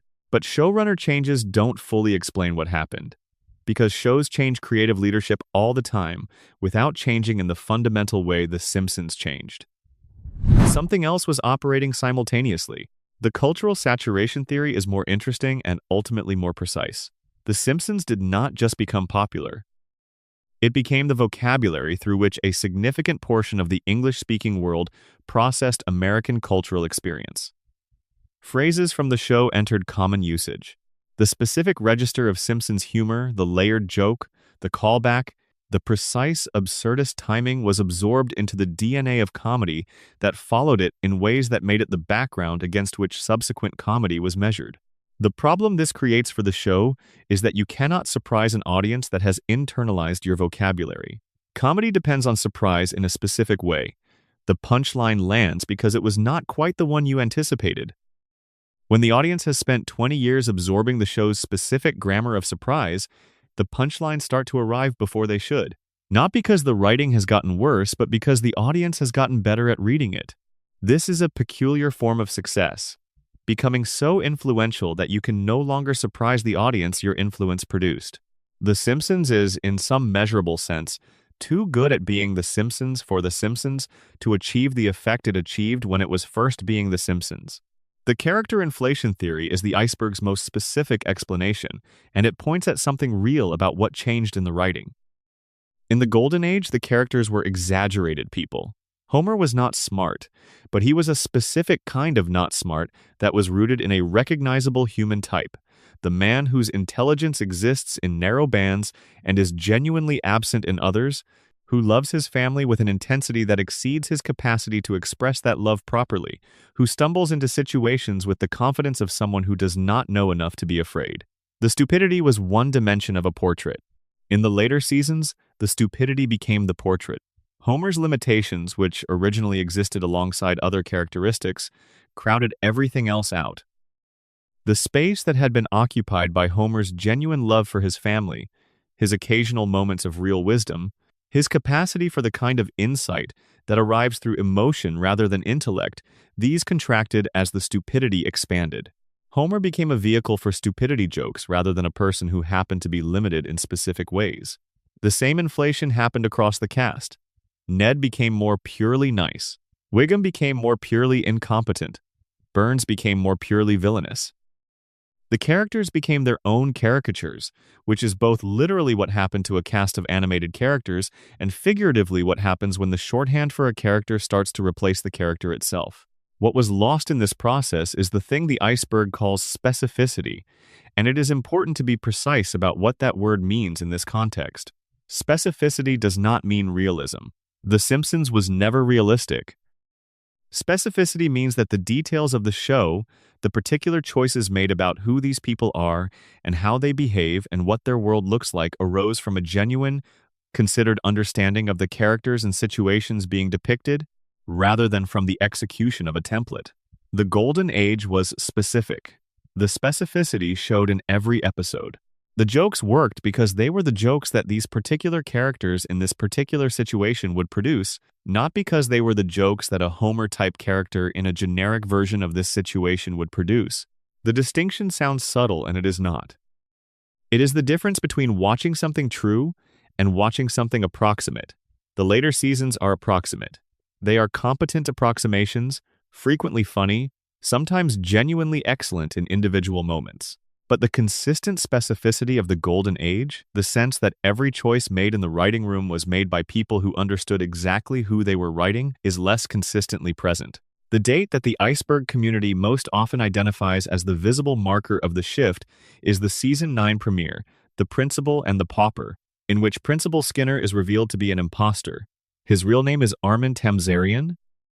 He is not who he has presented himself as for 20 years. Springfield learns this, holds a town meeting, and votes unanimously to continue treating the imposter as the real Skinner, legally decreeing that he is Skinner and banishing the actual Seymour Skinner from the community under penalty of torture for returning. The episode has been controversial since it aired. Harry Shearer, who voices both Skinner and Burns, publicly stated his displeasure. Critics have called it the moment the show stopped taking its own history seriously. It is consistently ranked among the most disliked episodes in the series. The Iceberg, however, finds this episode more interesting than its reputation suggests. Not because the episode is good, its execution is genuinely problematic in ways that the critical consensus has accurately identified, but because of what it reveals about Springfield when you step back from the specific story and look at the action the town takes. Springfield, when confronted with the truth, votes to outlaw it. The community collectively decides that the reality they are comfortable with is more important than the reality that is actually true, and they formalize this decision through legal decree and enforce it through the threat of violence against anyone who contradicts it. This is, the Iceberg argues, the show finally saying out loud something it had been depicting all along. Springfield has always operated this way. The three-eyed fish appears and the town shrugs. The nuclear plant accumulates violations and nobody acts. Homer survives injuries that should kill him and nobody asks why. The fish glow and the hair spikes maintain their shape without product, and children are born with 4 fingers and yellow skin, and nobody in Springfield stops and demands an explanation for any of it. They do not demand explanations because they have, collectively and implicitly, agreed not to. The Tamzarian episode is the one time the show showed you the mechanism of this agreement in explicit, procedural form. The town meeting, the vote, the decree, the exile of the truth-teller. Every other time Springfield ignores something it should not be able to ignore, this same mechanism is operating invisibly. The episode made the invisible mechanism visible, and the audience found it intolerable to see, which is its own kind of answer about why the mechanism usually stays hidden. The Golden Age is the period before this mechanism's visibility. The later seasons are the period after it.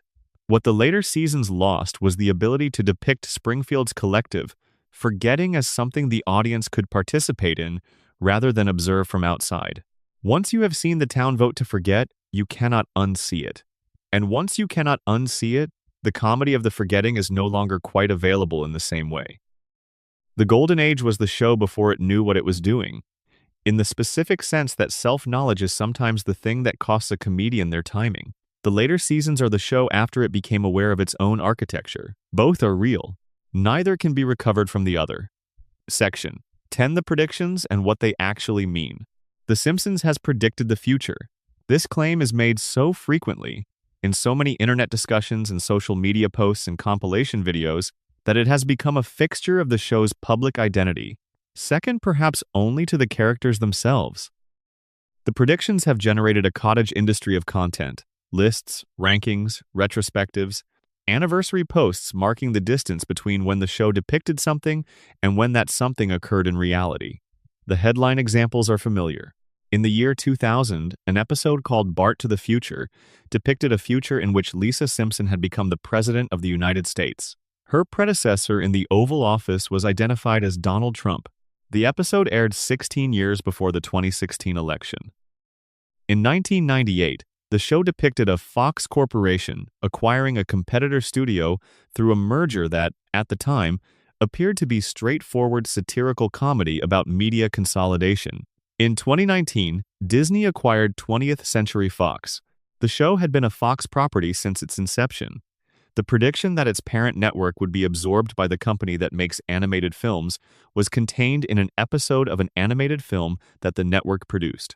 In 1993, an episode depicted a flu virus originating from Asia spreading to cause mass panic, panic buying, and a frantic public response.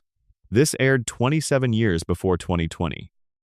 In 1996, an episode featuring the hip-hop group Cypress Hill included a joke about them accidentally booking the London Symphony Orchestra while under chemical influence. In 2024, Cypress Hill performed with the London Symphony Orchestra at the Royal Albert Hall. 28 years separated the joke from its real-world occurrence. The list continues for a considerable distance. Smartwatch technology, video calling, autocorrect failures. The Higgs boson particle mass appearing in a background equation on a chalkboard. A tiger attacking one of the performers in a Siegfried and Roy-style magic act.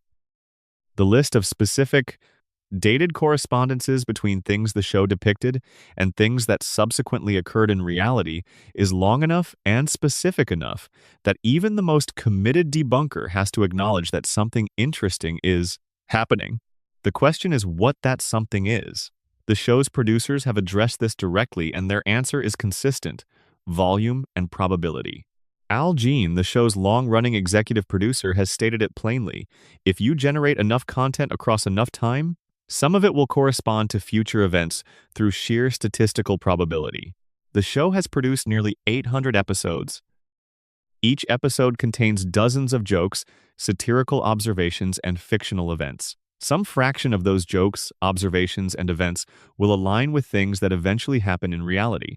The fraction does not need to be large. A small percentage of a very large number is still a substantial collection of apparent predictions. Bill Oakley, who ran the show during several of its peak seasons, put it more precisely. Many of the apparent predictions are actually predictions of trends that were already visible when the episodes were written. The writers did not predict Trump's presidency from some visionary awareness of future political events. They observed that Trump had been publicly flirting with running for office since the late 1980s, that the cultural logic of celebrity politics had been developing for decades, and they wrote a joke about the logical extension of a trend they could already see. That is not prophecy. That is perceptive observation extrapolated forward a few steps.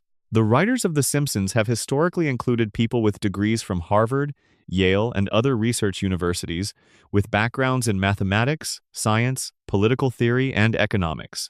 They are intelligent, highly educated observers of American culture who spend their careers identifying trends and pushing them to their absurd but logical conclusions. The Higgs boson equation was put there by a writer with a mathematics background who was working from the existing theoretical physics of mass prediction for undiscovered particles. He did not predict the particle's mass through intuition. He wrote down a calculation that was already available in the literature and was confirmed by experiment a decade later. The iceberg's interest in the predictions phenomenon is not in whether the predictions are real.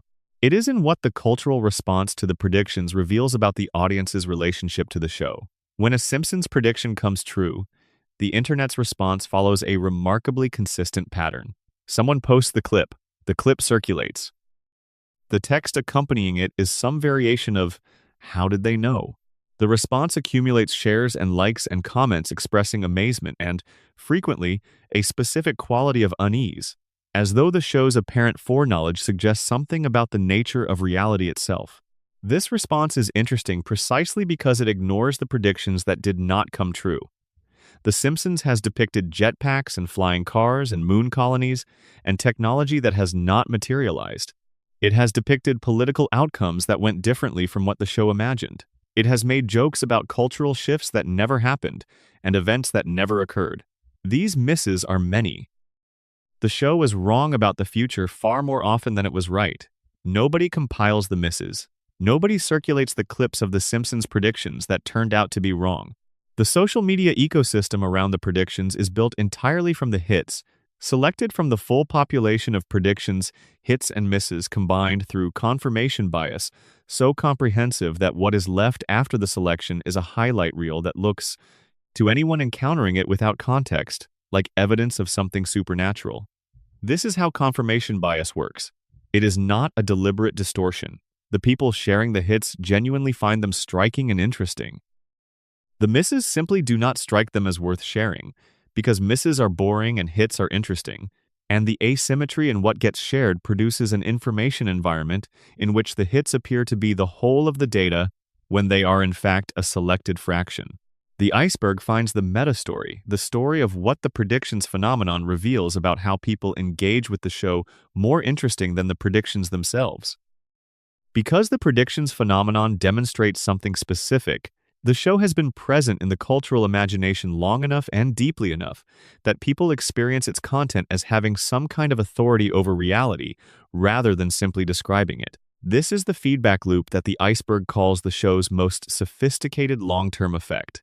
The Simpsons has been running long enough that it is not merely a reflection of American culture. It is part of American culture's reflection of itself. When the show depicts Trump as a future president, that joke enters the cultural bloodstream and becomes part of how people think about the possibility. When the show depicts Disney absorbing Fox, that joke becomes part of how people process the logic of media consolidation.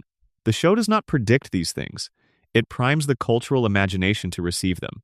And when they arrive, they feel familiar, they feel inevitable, they feel like something we were already prepared for, because the show prepared us for them years or decades earlier. Springfield did not predict America. Springfield became part of how America understands itself, and that understanding shaped what America was willing to accept and expect and eventually produce. The joke preceded the reality, and the joke's precedence made the reality feel, when it arrived, less like a shock than like a punchline. That is not prophecy. It is influence operating at a scale and across a time span that most cultural products never achieve. And it is, ultimately, a stranger and more interesting thing than prophecy. Section 11: The Floating Timeline and the Loop We Built. Nobody in Springfield ages. We have established this. But it is worth returning to it from a different angle, from the bottom of the iceberg rather than from the developmental and theoretical angles we have already examined, because at this depth, The floating timeline looks like something different from what it looks like at the surface. At the surface, the floating timeline is a production convention. Characters stay at fixed ages because the show needs them to. Easy. At the iceberg level, the floating timeline is the show's thesis statement about what the audience needs from it. Consider what it would mean if The Simpsons were allowed to age. Not in a flash-forward episode, not in a special, but in the actual run of the series. Bart turns 11, then 12. The skateboard gradually becomes less cool and more nostalgic, and eventually it goes into a closet and doesn't come out again. Lisa turns 9, 10, 12, 15, and the show has to follow her through the developmental stages that turn a brilliant, isolated, idealistic child into whatever an adult with that specific origin story becomes. Homer and Marge age into their 40s, their 50s. The show has to contend with what a marriage looks like across those decades. Maggie starts to talk, then to walk, then to go to school, then to have her own perspective that is no longer legible as a baby's mysterious potential, but is the specific, demanding, ordinary perspective of a growing child becoming a person. All of this is possible. The show has proven, in flash-forward episodes and in the occasional episode that commits to a developmental moment with unusual honesty, that it has the tools to do this. It knows what adult Lisa looks like. It knows what an aging Homer and Marge look like. The knowledge is there, the tools are there. The show has consistently declined to use them in any sustained way, and the audience has never seriously demanded that it do so. This is the observation that the iceberg holds at its deepest level, the one that points outward from Springfield into the real world. The audience does not want The Simpsons to age. The audience has, across 36 years of watching, developed a relationship with the frozen characters that requires the freezing. Bart at 10 is a reference point. He is the age he was when many viewers first encountered him, and that age has become a kind of fixed point in their personal histories. To age Bart would be to disturb something that the audience has built its engagement with the show around. The frozen Bart is not just a production convenience. He is a necessity produced by the audience's relationship to him. This is the loop that the iceberg identifies at the bottom of the whole structure. The audience built the freezing. The show maintains it on behalf of the audience.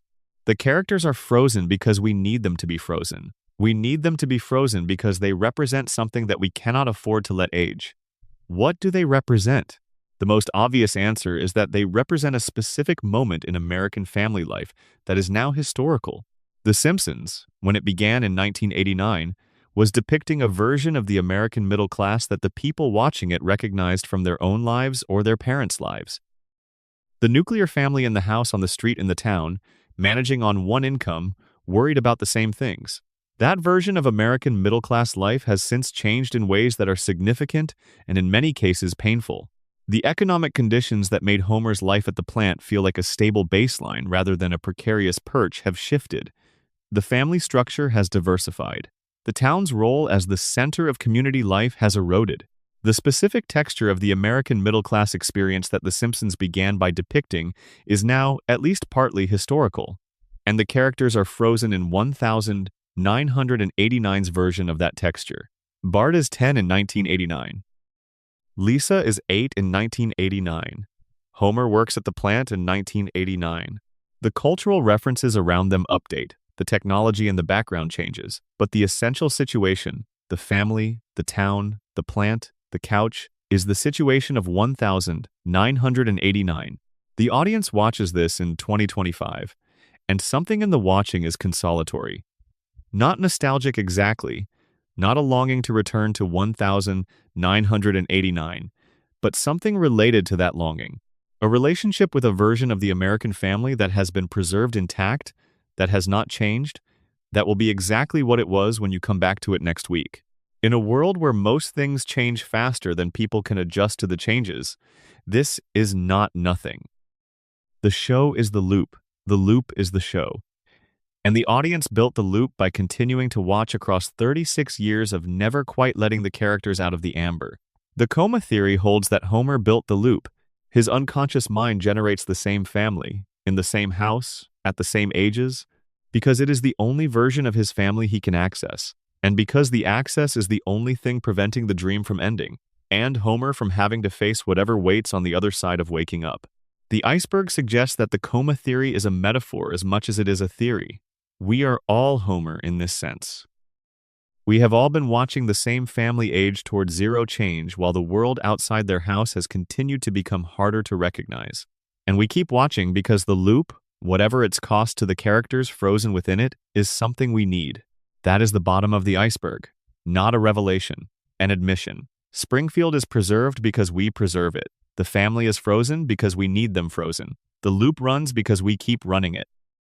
And every Sunday at 8, or whenever the algorithm presents it, or in whatever moment you find yourself pressing play, you are doing what the audience has always done. Stepping into Springfield, accepting the yellow and the four fingers and the cooling towers and the fish with three eyes and the town that forgets everything, and finding, in all of that impossible familiarity, something that feels enough like home to be worth returning to. The iceberg goes all the way down to that, to the fact that the mystery of Springfield is also the mystery of why we keep going back. And the answer at the bottom is that we go back because something in the show knows what we need, and what we need is the family on the couch, still there, still together, still intact after everything. That is enough. That has always been enough. Section 12, Marge, the women of Springfield, and the cost of holding everything together. Marge Simpson is the show's load-bearing wall. Every structure, narrative, and domestic that the show is built around leans against her. Without her patience, Homer's chaos becomes genuinely destructive rather than merely comedic. Without her management, the household fails. Without her attention, the children drift. Without her presence, 742 Evergreen Terrace is a different show about a different family. She is also, across 36 seasons and more than 780 episodes, one of the most comprehensively underexplored central characters in the history of American television. The iceberg is not interested in arguing that Marge has been given no material. She has had good episodes. The gambling episode, where the show depicts her addiction with genuine care for the specific texture of how that particular addiction works, the way it offers something that belongs entirely to her, that exists outside the domestic space she otherwise never escapes, that fills the specific gap left by a life in which most of what she does is for someone else. The painting episode, where Marge discovers artistic capability and briefly experiences the specific satisfaction of being seen for something that is hers, rather than something she has done for another person. The episodes where her anxiety manifests physically, and the show is forced to acknowledge that the management of everything has a cost. These exist. What the iceberg holds is the pattern that surrounds them, the consistent return to the counter, the pearls, the blue hair, the management role. Every time the show gives Marge a window into a fuller version of herself, it closes that window by the end of the episode and returns her to the position she holds. The gambling ends. The painting is set aside, the anxiety is managed. Marge is back at the counter, capable, patient, holding the structure in place. The show has never sustained the full version of Marge for more than an episode, because sustaining it would require the show to do something that would fundamentally alter its relationship to Homer and the children. It would require acknowledging, at a structural level rather than in a single episode that gets reset, that the management Marge provides is not free, that someone is paying for it, specifically, and that person is Marge. Patty and Selma Bouvier, Marge's sisters, are the characters the show deploys to acknowledge this without actually reckoning with it. They are cigarettes and pessimism and a settled, comprehensive, accurate assessment of Homer Simpson that the show renders as comedy rather than as the correct read of the situation that it actually is. Patty and Selma are right about Homer. They have been right about Homer for 36 years. Their accuracy is the source of their comedy in the show's economy. But the iceberg notices that being right about Homer as a punchline is different from being right about Homer as a perspective the show endorses.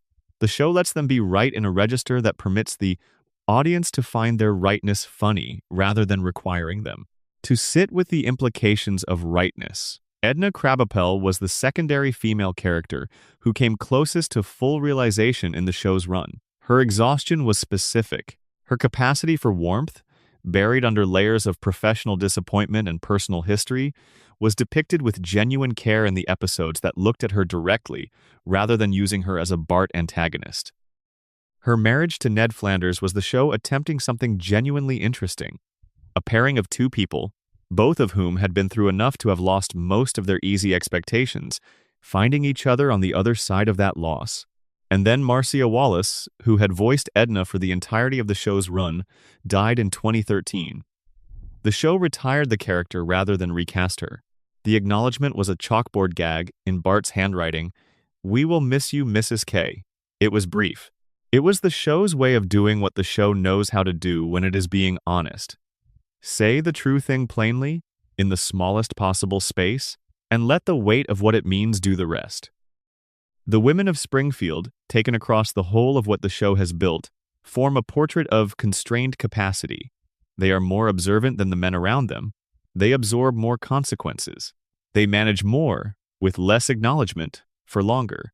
And the show has spent 36 years finding this arrangement both funny and, in its most honest episodes, genuinely troubling. The rarity of the honest episodes is its own data point about the distance between what the show knows and what it is willing to sustain. Closing what we brought back from the bottom. We have covered a great deal of ground tonight, the yellow skin that marks a contaminated population without saying so. The nuclear plant and its 342 violations, and its sleeping safety inspector. The company town economics that ensure nobody leaves. The children frozen at the ages where their archetypes are most useful. The coma that may have begun in 1993 and produced every improbable episode since. The secondary cast and the buried depth of Barney's potential and Ned's conditioning and Bob's frustrated intelligence. The architecture of Homer's pain and the woman who built it and the man who burned her out. The golden age and what its ending revealed about what the age had been. The predictions that are really the story of influence rather than prophecy. The floating timeline that the audience built and maintains. At the bottom of all of this, the iceberg holds a simple thing. The Simpsons is a show about a family that stays together. That is its most fundamental description. Not a satire, not a cartoon, not a pop culture monument, not a 36-year cultural document about American life, though it is all of those things too. A show about a family that stays together. The system around them does not support this. The system around them is, in the iceberg reading, actively organized against it. The contaminated environment, the exploitative employment, the corrupt government, the indifferent institutions, the collective amnesia that prevents the community from protecting itself from any of the forces that have been working against it since the first episode. And the family stays together anyway. On the couch, at the table, on Evergreen Terrace, in the impossible town that can't be found on a map, in the loop that the audience built around them, because the loop is the only thing that keeps the family exactly where they were the last time we needed them to be there. That is what you have been watching. That is what we found at the bottom. The couch gag plays. Homer comes through the door. The family assembles. You can close your eyes now. Springfield will be exactly where you left it. It always is. Thank you for spending this time going deep. If this helped you drift off or gave you something quiet to think about at the end of your day, the kindest thing you can do is subscribe. We go this deep regularly. There is always more iceberg. There is always more Springfield. And there is always more worth finding. If you are willing to go slowly enough to find it, good night.